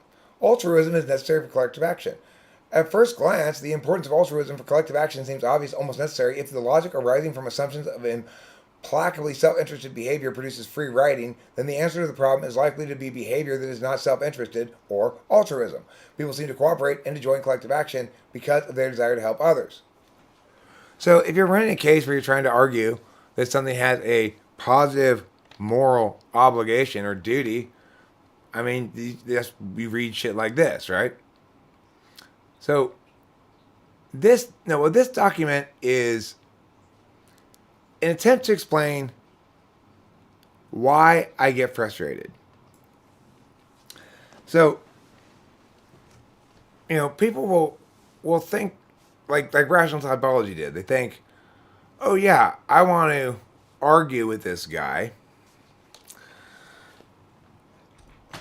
because we're all equally qualified to argue things. After all, it's just talking. It's just our respective opinions, That's very frustrating to me because it's an example of Dunning-Kruger applied to something as fundamental to human behavior as communication. Communicating versus just talking is not, by any stretch of the imagination, something to be left up to the amateurs. Frankly, Everybody talks, but I'm communicating.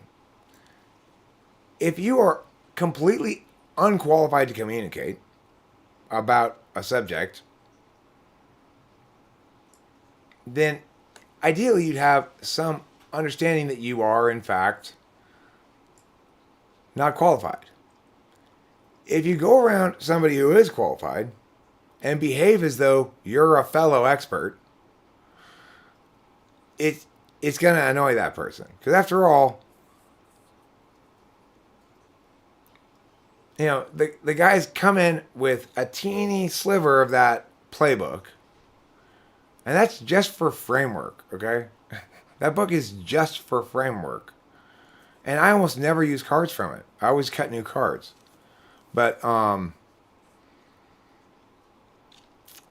come in with a tiny sliver of this framework playbook. They've got no even understanding that it is a framework playbook or if it's contentional. It never is. It's always bullshit framework stuff. And you go, okay.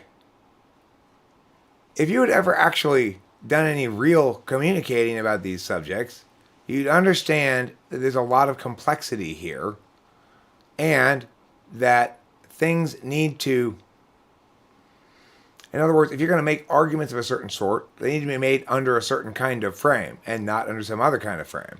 If I'm telling you we should pass this law because it protects individuals' rights, then I'm arguing under an implicit frame that we should prioritize individual rights as the value to uphold.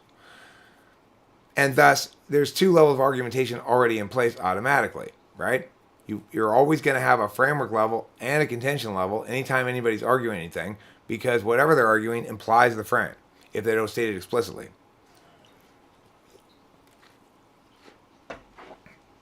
Of course, good debaters never don't address framework explicitly. Whereas everybody who tries to debate with me never addresses framework explicitly. And has no idea even what that means, let alone that they don't know what that means and that they're totally unqualified to be arguing with me. Because it's like, this is an old values book. I'm not very impressed with its table of contents, frankly, because I see a lot of stuff that would get more attention now than I didn't see anything on. Like, there's no K shit in there. I guess that's just because it's values. That's why. I mean, I can't expect the book to include K stuff too. Never mind. So that's me just being like, that you can't. That's the thing. The argumentation is a huge sea of stuff. I tell parents when their kids start debate, this is not. They're like, well, will my kid fall behind? You are not swimming from the shore to the island. Your kid is being dropped in the middle of an ocean. Doesn't matter how hard and fast they swim, chances are they will never reach any shore. Unless they end up like me, a professional debate coach who spends decades trying to model argumentation itself before. That's the other thing is, Milk Lab is a model of argumentation that I generated the concept of and the architecture for, even though I can't code it myself or haven't done anything with it. But Jeffrey might end up doing something with it. He's telling me he plans on doing it. So that would be fantastic. He's young and his mind's still plastic enough that he can learn whatever he needs to learn to make it happen. And he's much more like go get him than me. So I wouldn't be surprised if Jeffrey does end up making Milk Lab for me. But regardless, the point is I modeled argumentation into a turn-based strategy game before I ever touched cognitive functions. And it's like, I get it. Eric, what the fuck are you doing here? Right? Okay, Eric, I get it. So you're a good thinker and everything.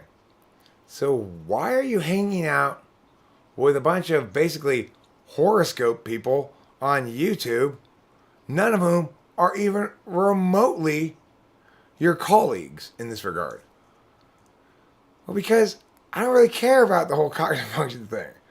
I just like being on YouTube. I like just talking and I like saying things, but I don't like it when like idiots come up and go, let me teach you about quantum physics because I'm 3 years old and just learned what addition is. That's just like, oh, Yoshi with his bullshit. Well, I think you got NI wrong. And his justification was, well, because my NI doesn't sound like I've heard you describe it once or twice. in the 2 videos of yours I've watched. And, so I'm an idol, so therefore you're wrong about an I. And then I put, I was just trying to provoke you into engaging me. Okay, well, whatever, dude. But the point is, your tool function NI is very turdy from my perspective.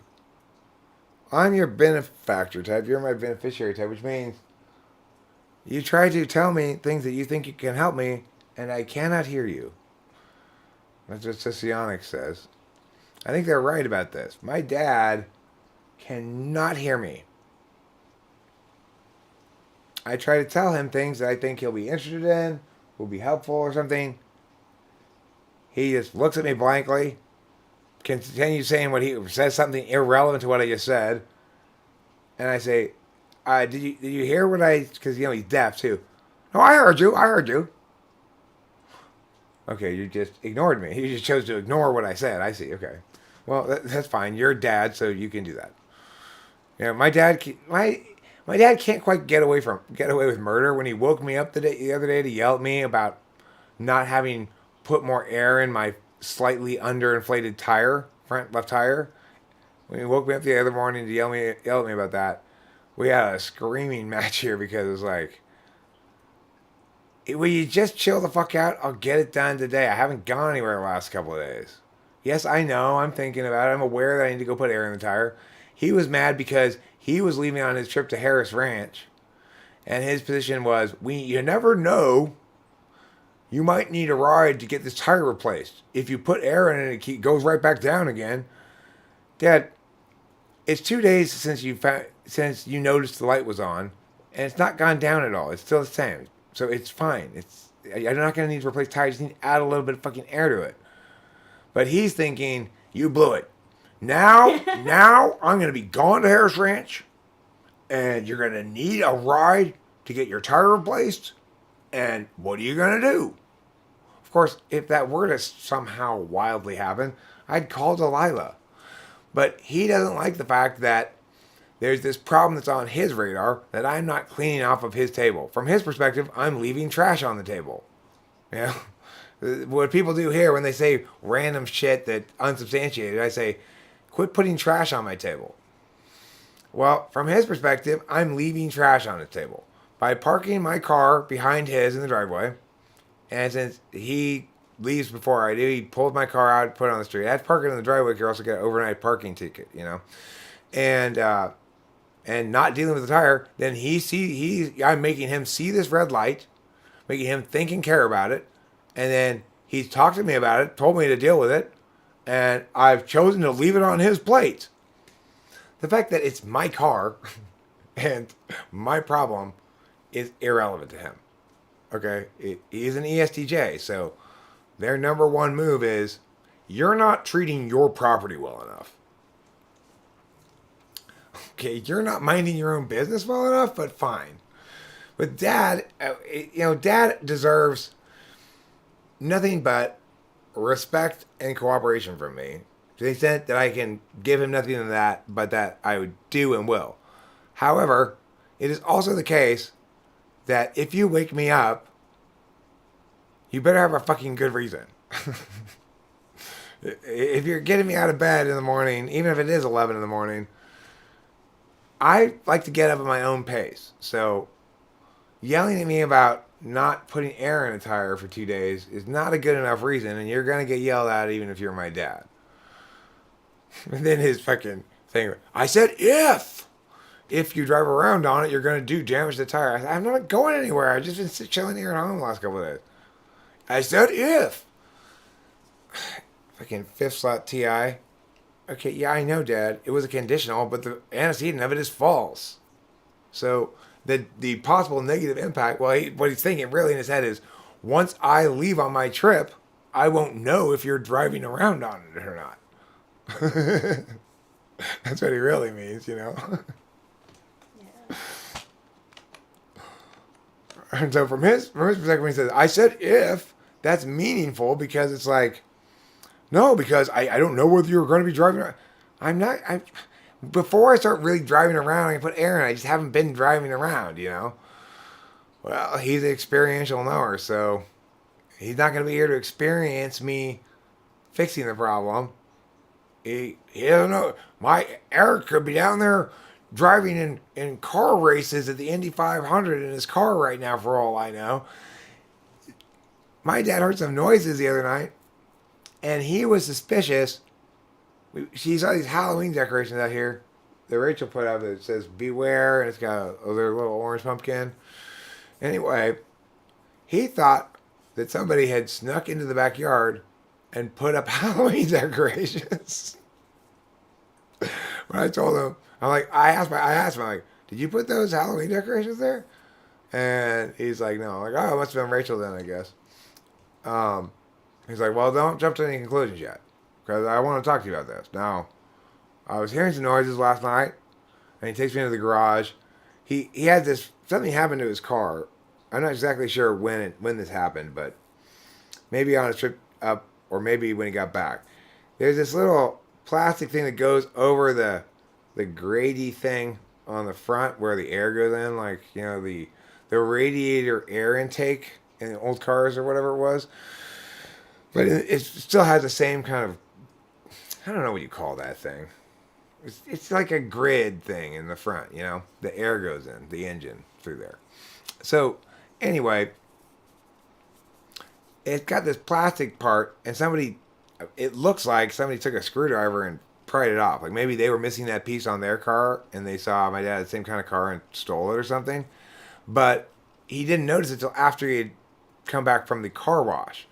And he went back to the car wash, and they said, oh, we don't find it anywhere. We can't find it anywhere. It didn't come off from the car wash. And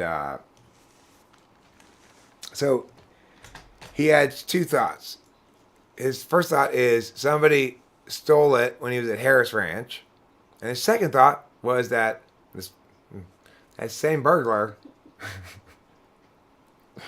who might very well be Alex, of course. This is the other thing. He was out there in the corner by the wall over there, looking at the plants growing on top of the wall, and going, I think there's like an indentation here. Do you see like an indentation? I think maybe Alex hopped over the wall. Alex is like 27-year-old, graduate from UC Berkeley. And my dad is always blaming this guy who's never done a single thing to us at all for all kinds of crazy shit. You know, I mean, no, Dad, Alex did not climb over his back wall into our backyard last night and put up Halloween decorations and then steal the plastic grate from the front of your car before leaving through the gate and closing it behind him without taking anything except for the plastic grate. I don't understand how he got into the garage. What? Nobody got into the garage, Dad. That's how. Alex never climbed over this wall. When I said, well, he's how I can't see over this wall. I'm like, well, there is a little space here that somebody could, between these big pots they have back there in the wall, somebody could theoretically get up on the wall, but then those things that you're calling like indentations that kind of look like where a knee would indent, which they weren't. They were just, there's like a root here and a root here, and the plants dip down in between, you know. Then they would be over here, Dad.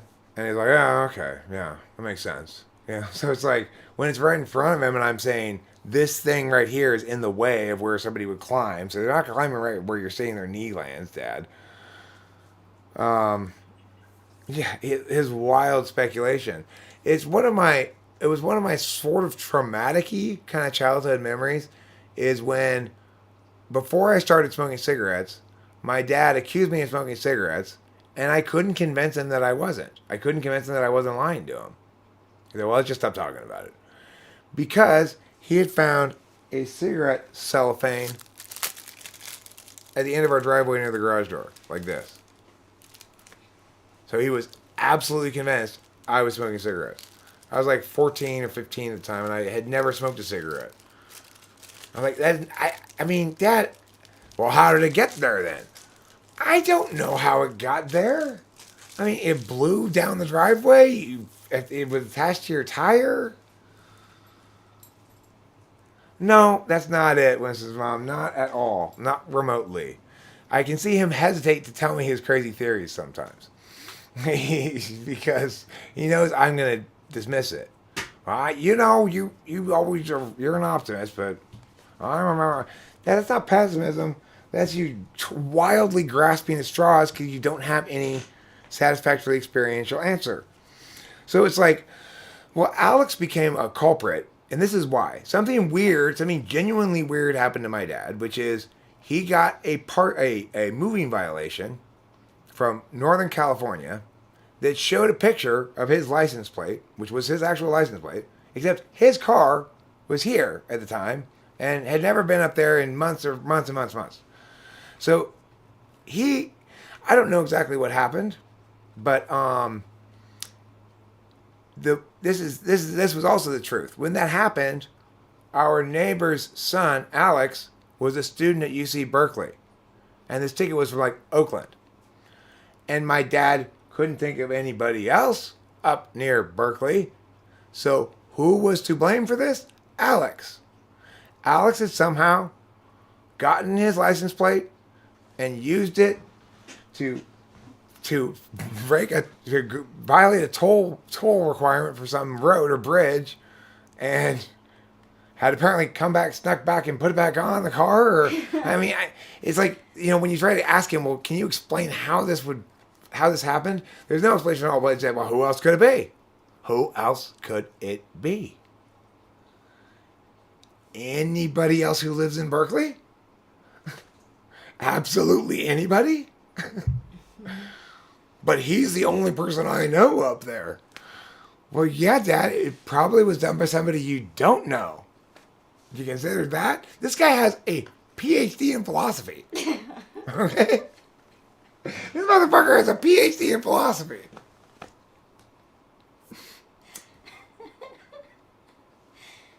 So, of course, the thing is, we wouldn't probably suspect Alex of climbing over the wall and stuff, but since we know already he's guilty of this ticket thing with the license plate, he's a shady guy. When my mom was here and the gate would be randomly left open, it was almost certainly my mom. He'd go, Alex is pranking us again. He's in his mid-20s. He never pranked us even when he was at pranking age. We never even saw the kid. He's this like studious Chinese boy who went to Berkeley and is now working in finance or something. It's like, what in the world? Well, in my dad's experience, he's Alex, the kid next door, And the less he sees of him, the more he just remains that.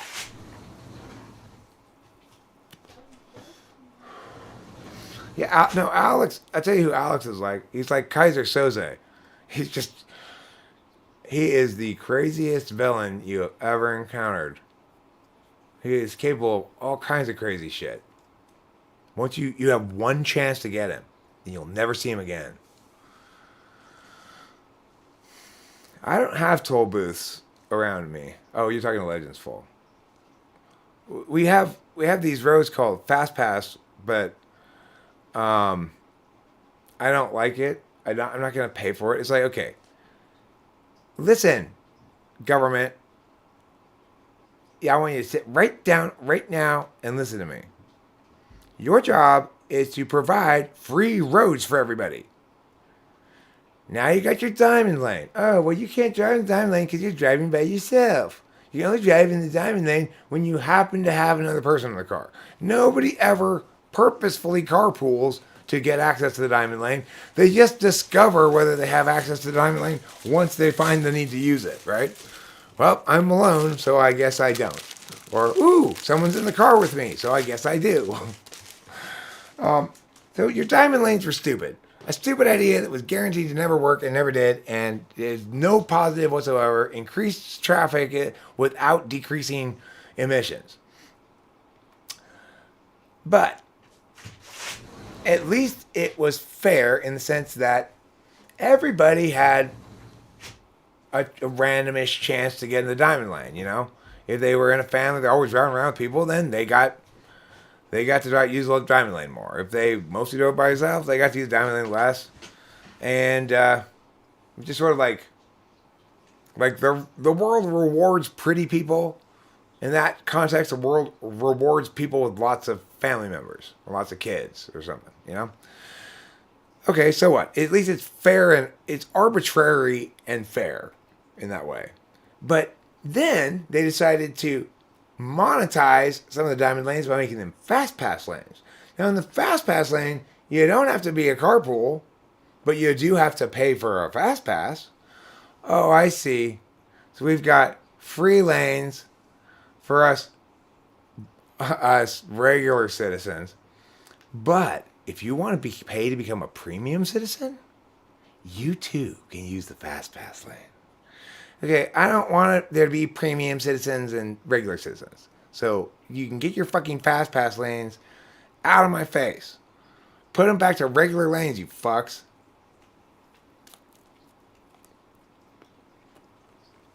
No more diamond lanes. No more fast pass.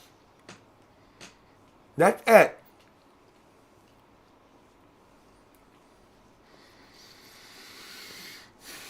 I'm laying down the law. Listen.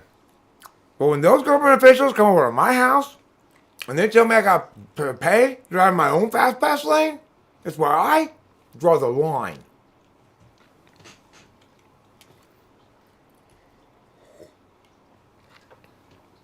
You know what I'm saying, dogs and dogettes? You're with me on this, right? You're anti-diamond lane, aren't you? If not, you're with the bad guys.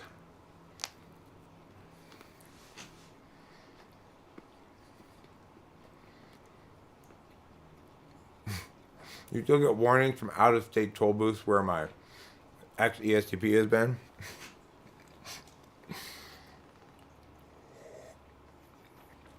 Well, you know, if there's any consolation, I can't go to Kansas. I should probably stay out of Oklahoma as well. Yes, they arrested me for marijuana. Yes, I paid the fine and got the hell out of Oklahoma. But no, I wasn't still in Oklahoma when they noticed there was meth in the box.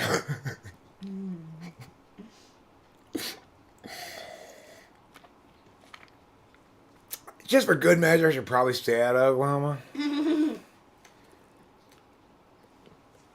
They broke my car.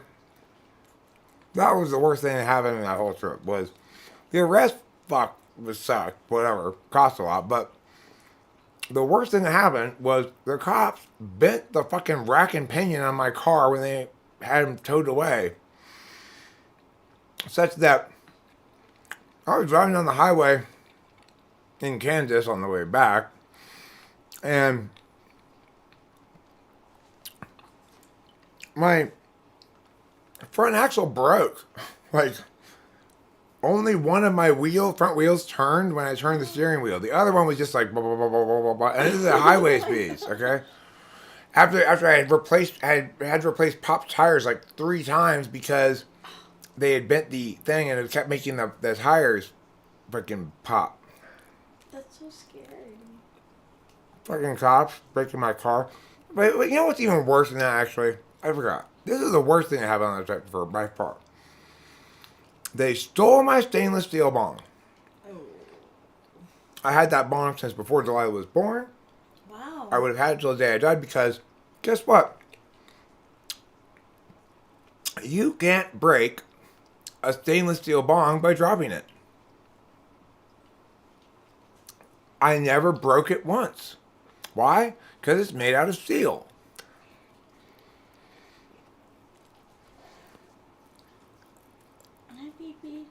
But now, who's enjoying the myriad benefits of having my stainless steel bong? Me?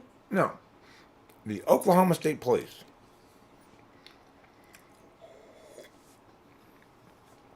The very people who stole it from me. So, just like sometimes they don't let you keep the profits of your crimes, so too should the cops not be able to keep the profits of their crime They should be forced to give me back my bong. I just started a Kickstarter campaign. I want people to fund my publicity pressure campaign to get Oklahoma State to give me back my bong. Yeah. It's going to cost many thousands of dollars, but I'm sure the good citizens of the world will be happy to chip in.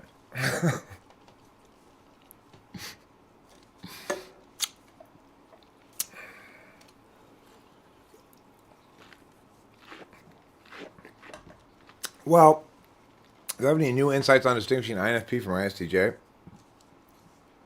Yeah, I mean, ISTJs give you a shit ton more SI without any prompting. ISFPs only give you SI with prompting. ISFPs will identify SI shit as shit that they get mad about themselves about, whereas ISTJs, well, if an ISTJ doesn't want to be an ISTJ, then, and you tell them they're an ISTJ, then they will say, send you an email the next day that says, I can think of this example from my life where I did this thing one time that contradicts what you said ISTJs do, Eric. Number 2, I can think of this other thing I did this one time, and I will here describe it to you, that contradicts something that you said about... Number 3, and I say, you forgot number 19. I will write Eric with a bunch of examples from my life that contradict his principles or axioms or whatever, in an attempt to falsify his typing of me as ISTJ. The number 1 textbook ISTJ move. Good luck with that two-sided shit show. Operation Steel Bong Recovery. Yeah, I mean, I think ISTJs are maybe more visibly FI than just about any other type. It's like, you know, that FE polar without plus no NI means they're particularly lost to why other people are treating them like, yeah, if they're not being treated well, you know? They just don't get it. Well, why am I being picked on? And someone tries to be like, well, it's because you're being super awkward or something. They're never going to get it at all. And they're just going to sort of come to terms with these awful SI starting spots that will basically make them very distrustful of people and distrustful of anything that's FE-ish as fundamentally fake.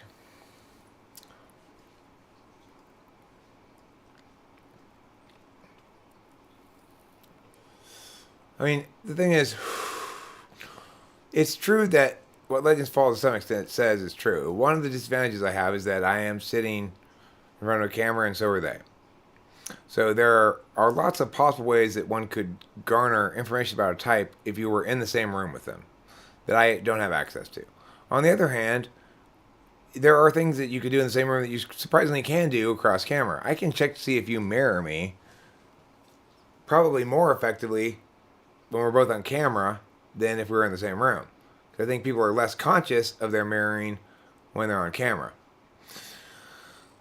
In other words, because the image of them on camera is occupying some of their attention, so it removes from their ability to pay attention to things like, am I mirroring?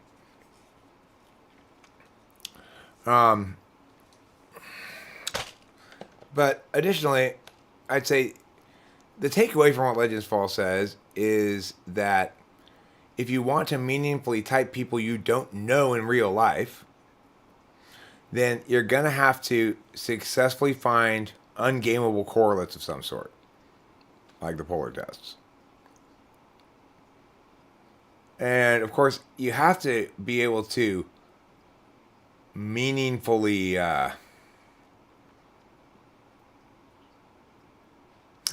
That's interesting, Legends Fall.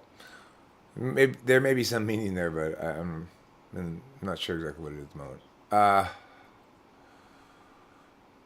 If I'm going to meaningfully type somebody, then I need to have a strategy or an approach that can be used on people to get to know them quickly enough to type them within about an hour.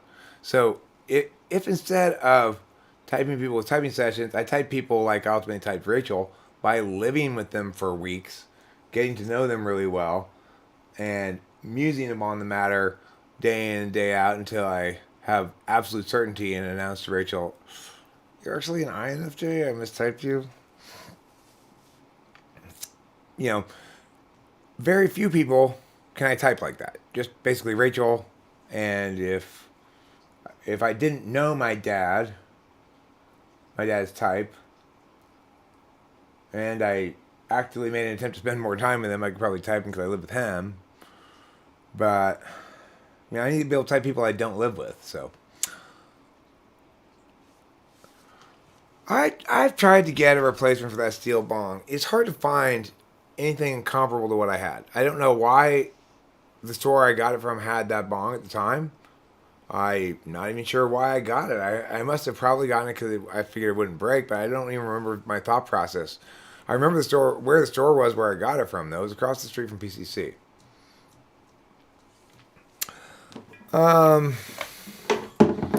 Would you type anime?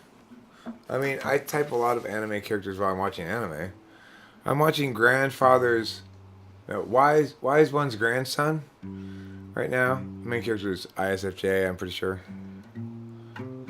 What are some subtle signs of FE polar? I'm FE ignoring, so what are things I might not pick up on?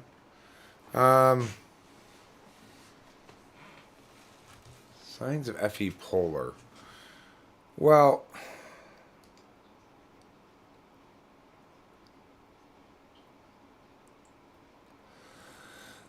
I mean, it's more like you're looking for the absence of things. If I'm talking to Rachel, and even sometimes when I'm talking to the live stream, and even though she knows I'm not looking at her, I'll catch a little bit of it.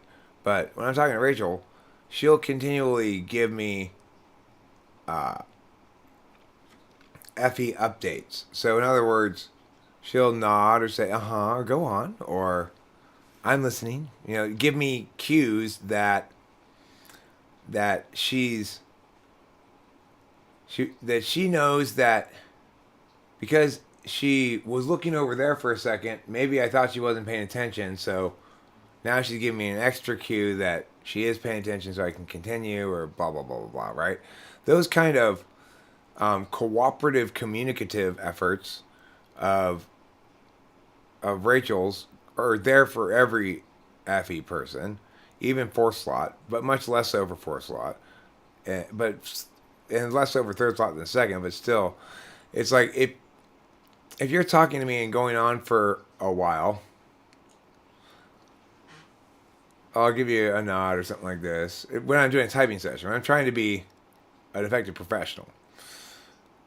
When I want to do things how I want to do things, and you're talking to me, I'm looking at the ground ideally, because I don't like processing visual data very much. I'm listening to what you say. I'm processing all your words.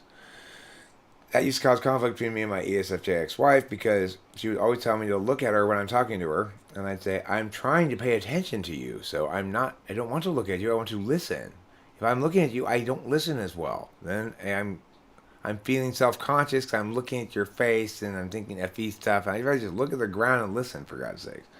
So don't think that I need to look at you to pay attention. I hear you just fine. But that's not what Candace wanted. She wanted to see my F on my face. She wanted me to go, oh, really? Oh my gosh, Darlene did that? She wanted to see that,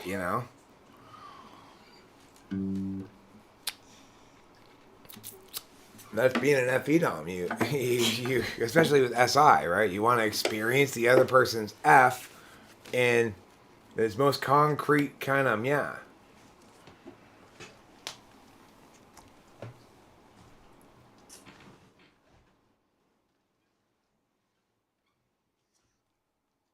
Legends Fall. Trust me, you don't want a fist bump. You have no idea where these fists have been.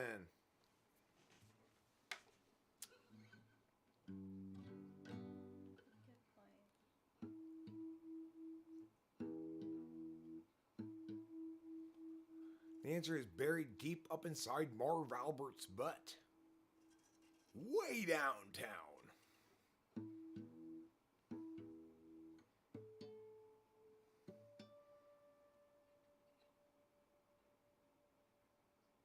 When I was fisting Christopher Walken the other day, he said, "Wow!"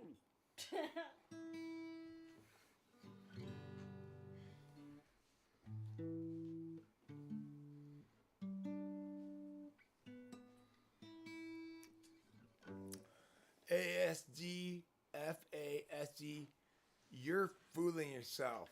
Your FE totally still sucks. I'm just kidding. Your FE is beautiful. I love it. It reminds me of the first time I had veal. Milk-fed veal.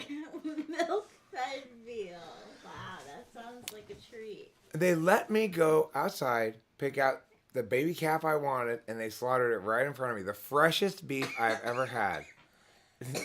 They literally, as it was suckling from its mother, chopped its head off for me. What? It's like, that is fresh. That is some fresh milk-fed veal.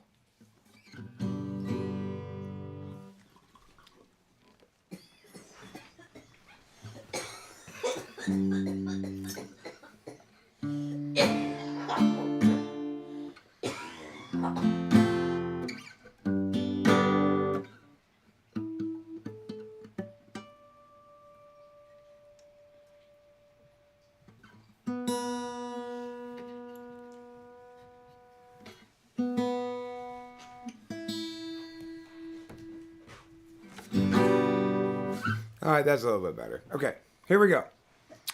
A 1 and a 2 and a 3 and a 4. I like flowers for breakfast. And you like lovelies for lunch. That's like an old-fashioned style song. That's how they used to sing songs in the olden days. Oh, Lordy, light, like that. With a very affected kind of vocals. Yeah, it's true. So, I'm going to play a few songs. First I'm going to play 100,000 million years ago. Then I'm going to play White Boy by Merle Haggard. After that, nobody knows what I'm going to do, including me. But first, a history lesson. What happened 100 million years ago? Which is before the last extinction event. Between the second to last and last extinction event. It was 100,000 million years ago. Time ran slow. Nobody had to show. Plant the slabs below and let them go. They will start to grow. More years ensue and tears gnashing through. Oh, holy slabs coming to view. Unchangingly true, eternally new. But when the slope appears in charge today, options at large steer other ways. Give each a chance, once quick to check, but don't get caught standing on deck. The slope presents a fork. It's not easy stopping short. Too far along to turn around. Perhaps the better course was headed ever north. Now there's a bitter force, enemy ground. It was 100,000 million years ago. Time ran slow. Nobody had to show. Plant the slabs below. Let them go. They will start to grow. More years into and tears gnashing through. A holy slabs coming to view. Unchangingly true and eternally new. But when the slope appears in charge today, options at large here, other ways. Give each a chance, once quick to check, but don't get caught standing on deck. The slope presents a fork. It's not easy stopping short, too far along to turn around. Perhaps the better course was headed ever north. Now there's a fitter force, enemy ground. It was 100,000 million years ago.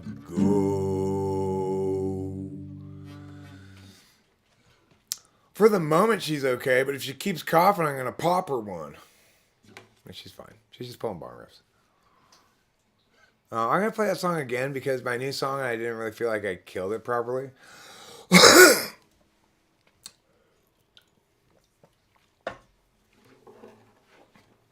Partially because I needed to clear my throat. It turns out I was unintentionally keeping some mucus there. I didn't know. I would have obviously cleared it out a long time ago had I known. I'm no mucus lover. Yes, you can request it, and I will play it. I guess I'll just move along then from that song onto the next one.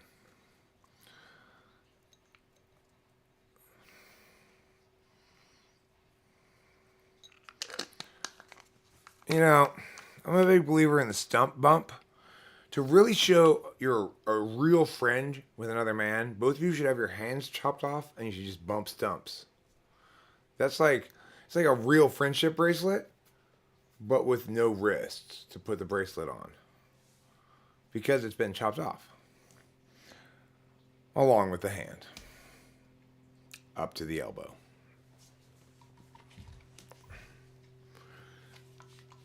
It's the next stage in piercings.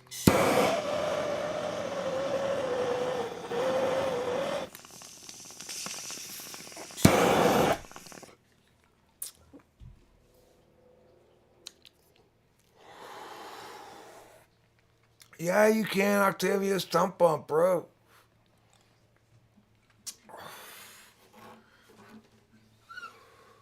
Yeah, I had my forearms and hands removed. You know, you start off, it's like an addiction, man. It's like you get your first piercing. And finally, I'm just like, okay, take all the limbs off. I just want to be torso. And it's been great since then. I've been the coolest guy at every event. It's always been me and the guy with the shit tons of face tattoos.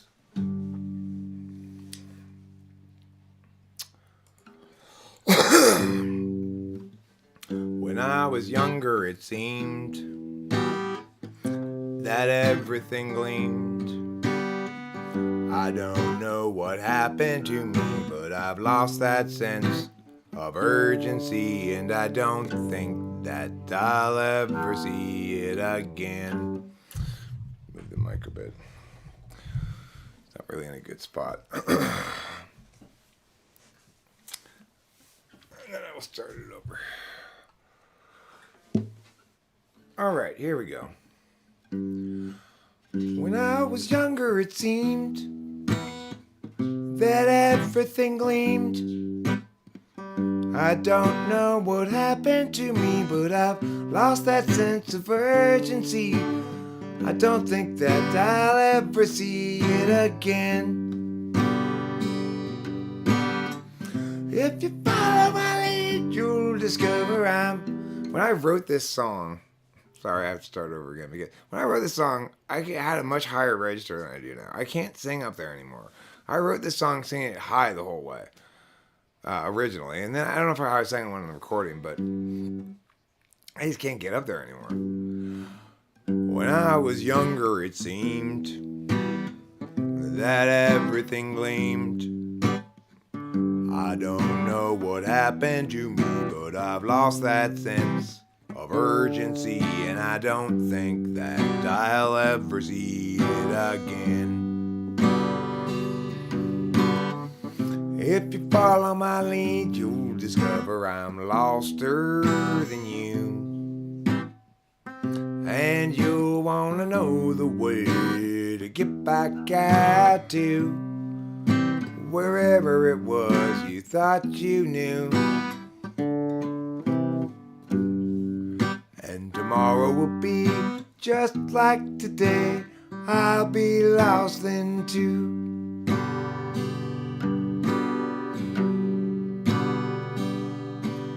It's a matter of mood as much as a matter of will.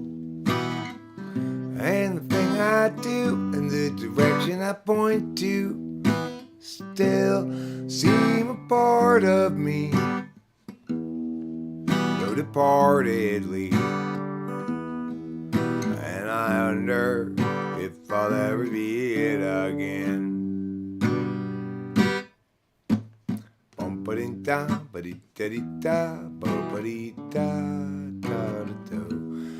You know, Legends Paul, I at some point, a long time ago, I determined that I didn't like playing with the capo.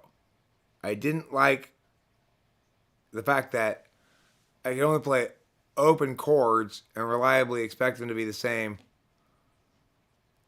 I just didn't like it. And so I never used one, and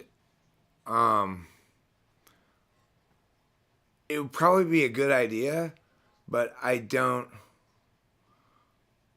want to use the capo because I have an embedded irrational dislike of it. That's not a good reason, but that's why I don't want to use the capo. Now, Winston's mom, Diamond, that's what I'm going to say, Diamond, you are digging deep, Diamond. You are digging very deep. If you know that song, you either just stumbled across it, recommended it or something for some random reason, or you were really digging deep. If I'm not mistaken, that's my sort of Tropical Breezes song about like the ocean and stuff, and it's like a old-fashioned-y sounding tropical song, I guess you call it. I know what you're talking about, but I can't sing it at the moment. It's almost on the tip of my brain, but not quite. Okay, here, Diamond, I'm going to make you a mod temporarily. If you wouldn't mind linking that here, that would be helpful. Thank you. And if you don't want to, then just don't do it, and eventually regardless, I'll unmoderate you eventually. And if you've done it by then, great. If not, fine. No pressure, no stress, no stems, no seeds, no stress, as they say. All right, song number 2. Or 3, or whatever it is. Now I put, I didn't say you, I made Diamond, the hardest of all of your gemstones, into a mod. She's able to cut glass. And if she does it in a circle, then she's a burglar. That's what movies have taught me. Some might call me a rambling man, 'cause I do a lot of thumbing and a kicking cans, and it won't do an answer good to call me names. My daddy wasn't Willie Woodrow. I wasn't born and raised in no ghetto, just a white boy looking for a place to do my thing. I don't want no handout living, don't want any part of anything they giving. I'm proud and white and I got a song to sing. Well, I said a few things and I'll admit it. If you want to get ahead, you gotta hump and get it. Just a white boy looking for a place to do my thing.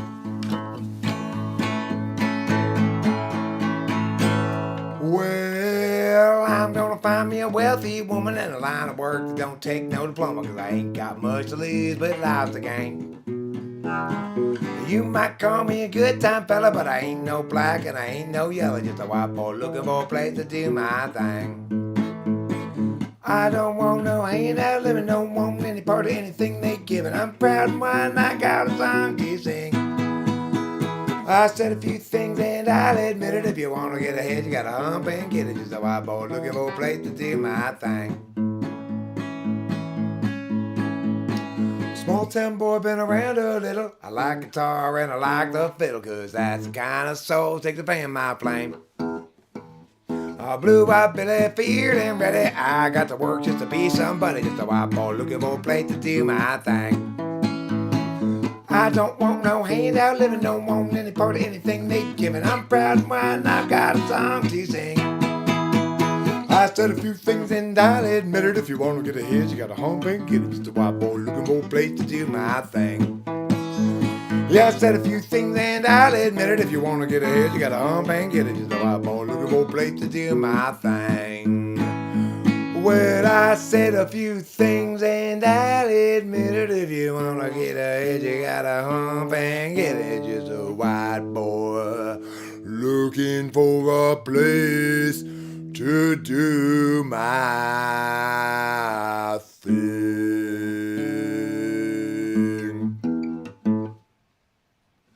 Thanks, Octavia Silva. You're a wonderful person. I don't hate money.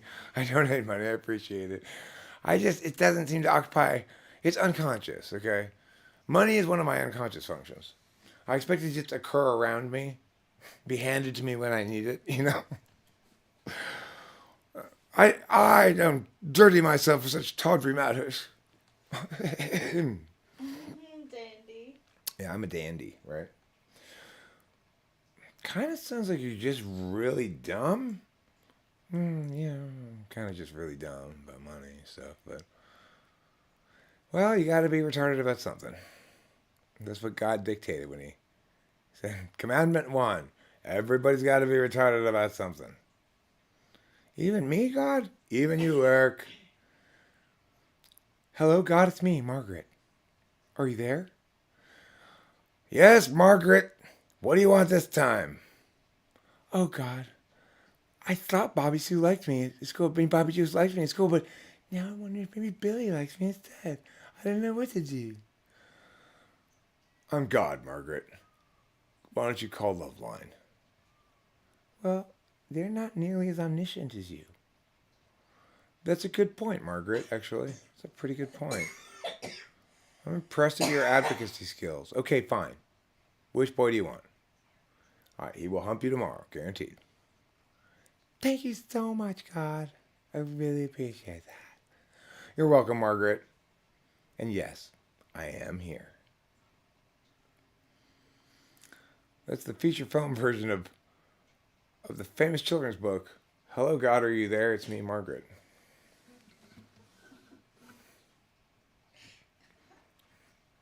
Long as Hollywood been clamoring for an adaptation of that work, that's my screenplay. Go where the market is, I always say. Judy Blume is hot, hot, hot, and just getting hotter. It's a very cloudy day in Los Angeles, and today we run out of time. Struggles past, troubles still to come. The day is nearly done. Can someone buy us some more time?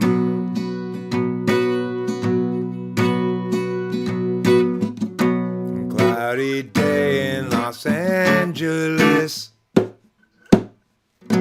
cloudy day in LA. I'm no sort of evangelist, but I have something to say.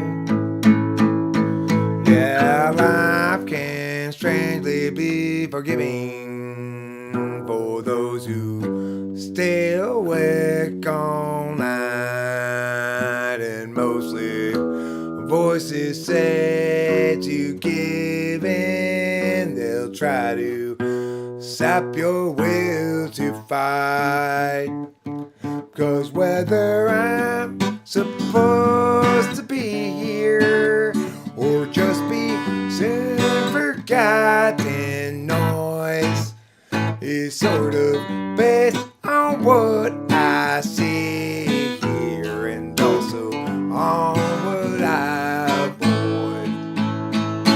It's a very cloudy day in Los Angeles. And today we run out of time. Struggles past, troubles still to come. The day is nearly done. Can someone buy us some more time?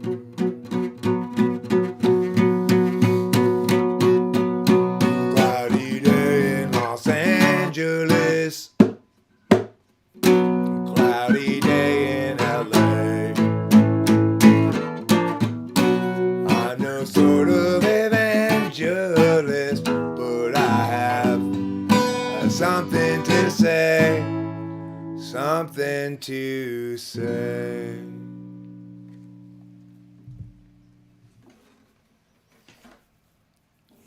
That was the end of that song. Okay. That's my favorite song to play. And I suspect that will be my favorite song to play for a while. I mean, obviously there's some recency bias when it comes to playing my own songs. Your interpretation of the money function is different to my experience of it.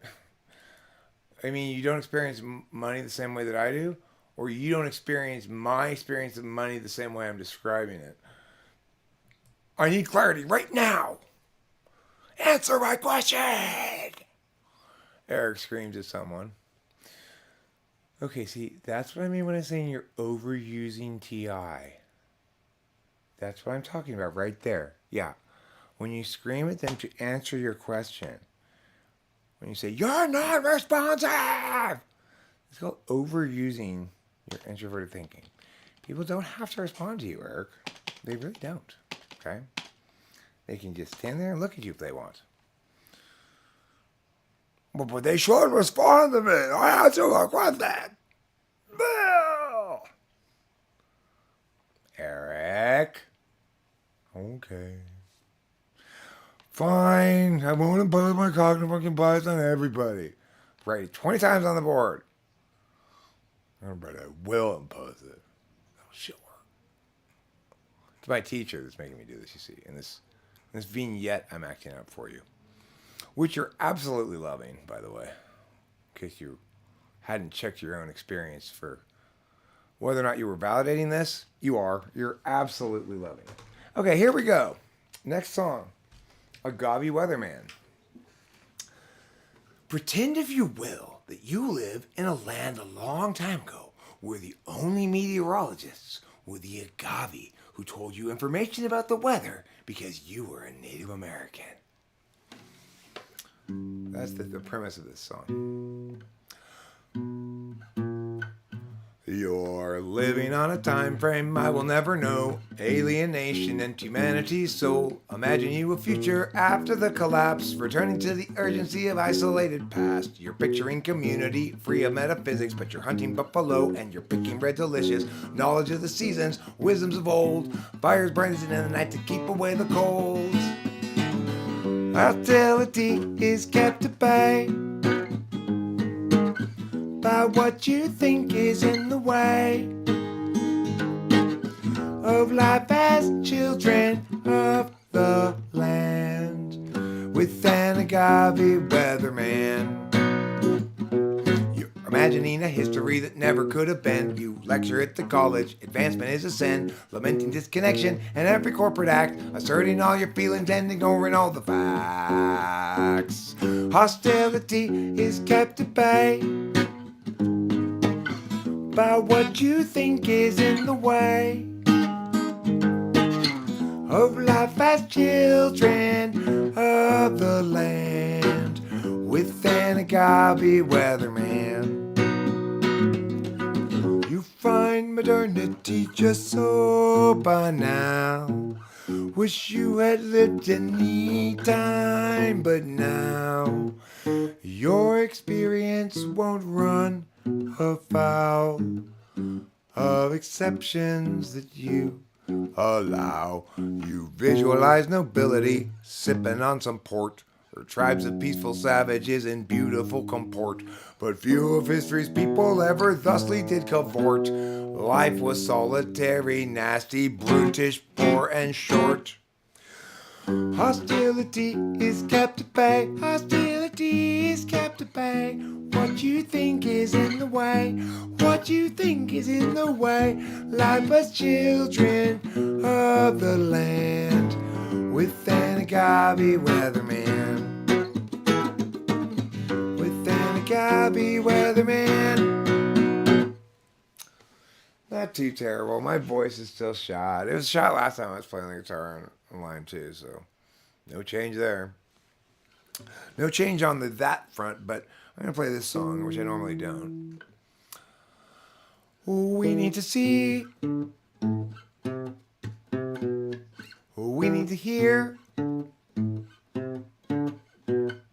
We need to pen happenings down by some means to judge a logic to life we divisively unlike and from which we'll rarely budge. People everywhere gather up enemies, outraged at how they missed a sign.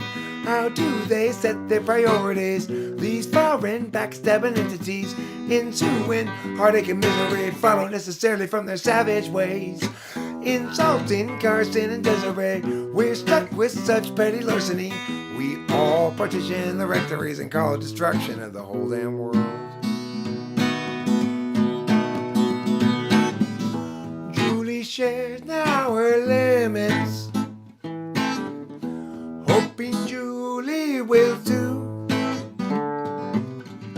Sherry shares for 4 minutes, just can't share things like they do. And Judy always thought that she should have bought too when she had the chance to buy. Julie soon forgot about should and ought, although she ever recall she'll die. People everywhere gather up enemies, outraged at how they miss a sign. How do they set their priorities? These foreign backstabbing entities, ensuing heartache and misery follow necessarily from their savage ways. Insulting Carson and Desiree, we're stuck in such petty larceny. We all partition the rectories and call it destruction of the whole damn world. Whoa. Jeff's mom wants to know if they can come over and drop off the fee and cigars in 10 minutes. Sure. Say, yes, you can. And with Elantra, yes, you can. Can I really? Yes, you can. Thanks to Elantra's new... This would be like the last song right here. I'm just going to make it up on the fly. Last song. Here we go.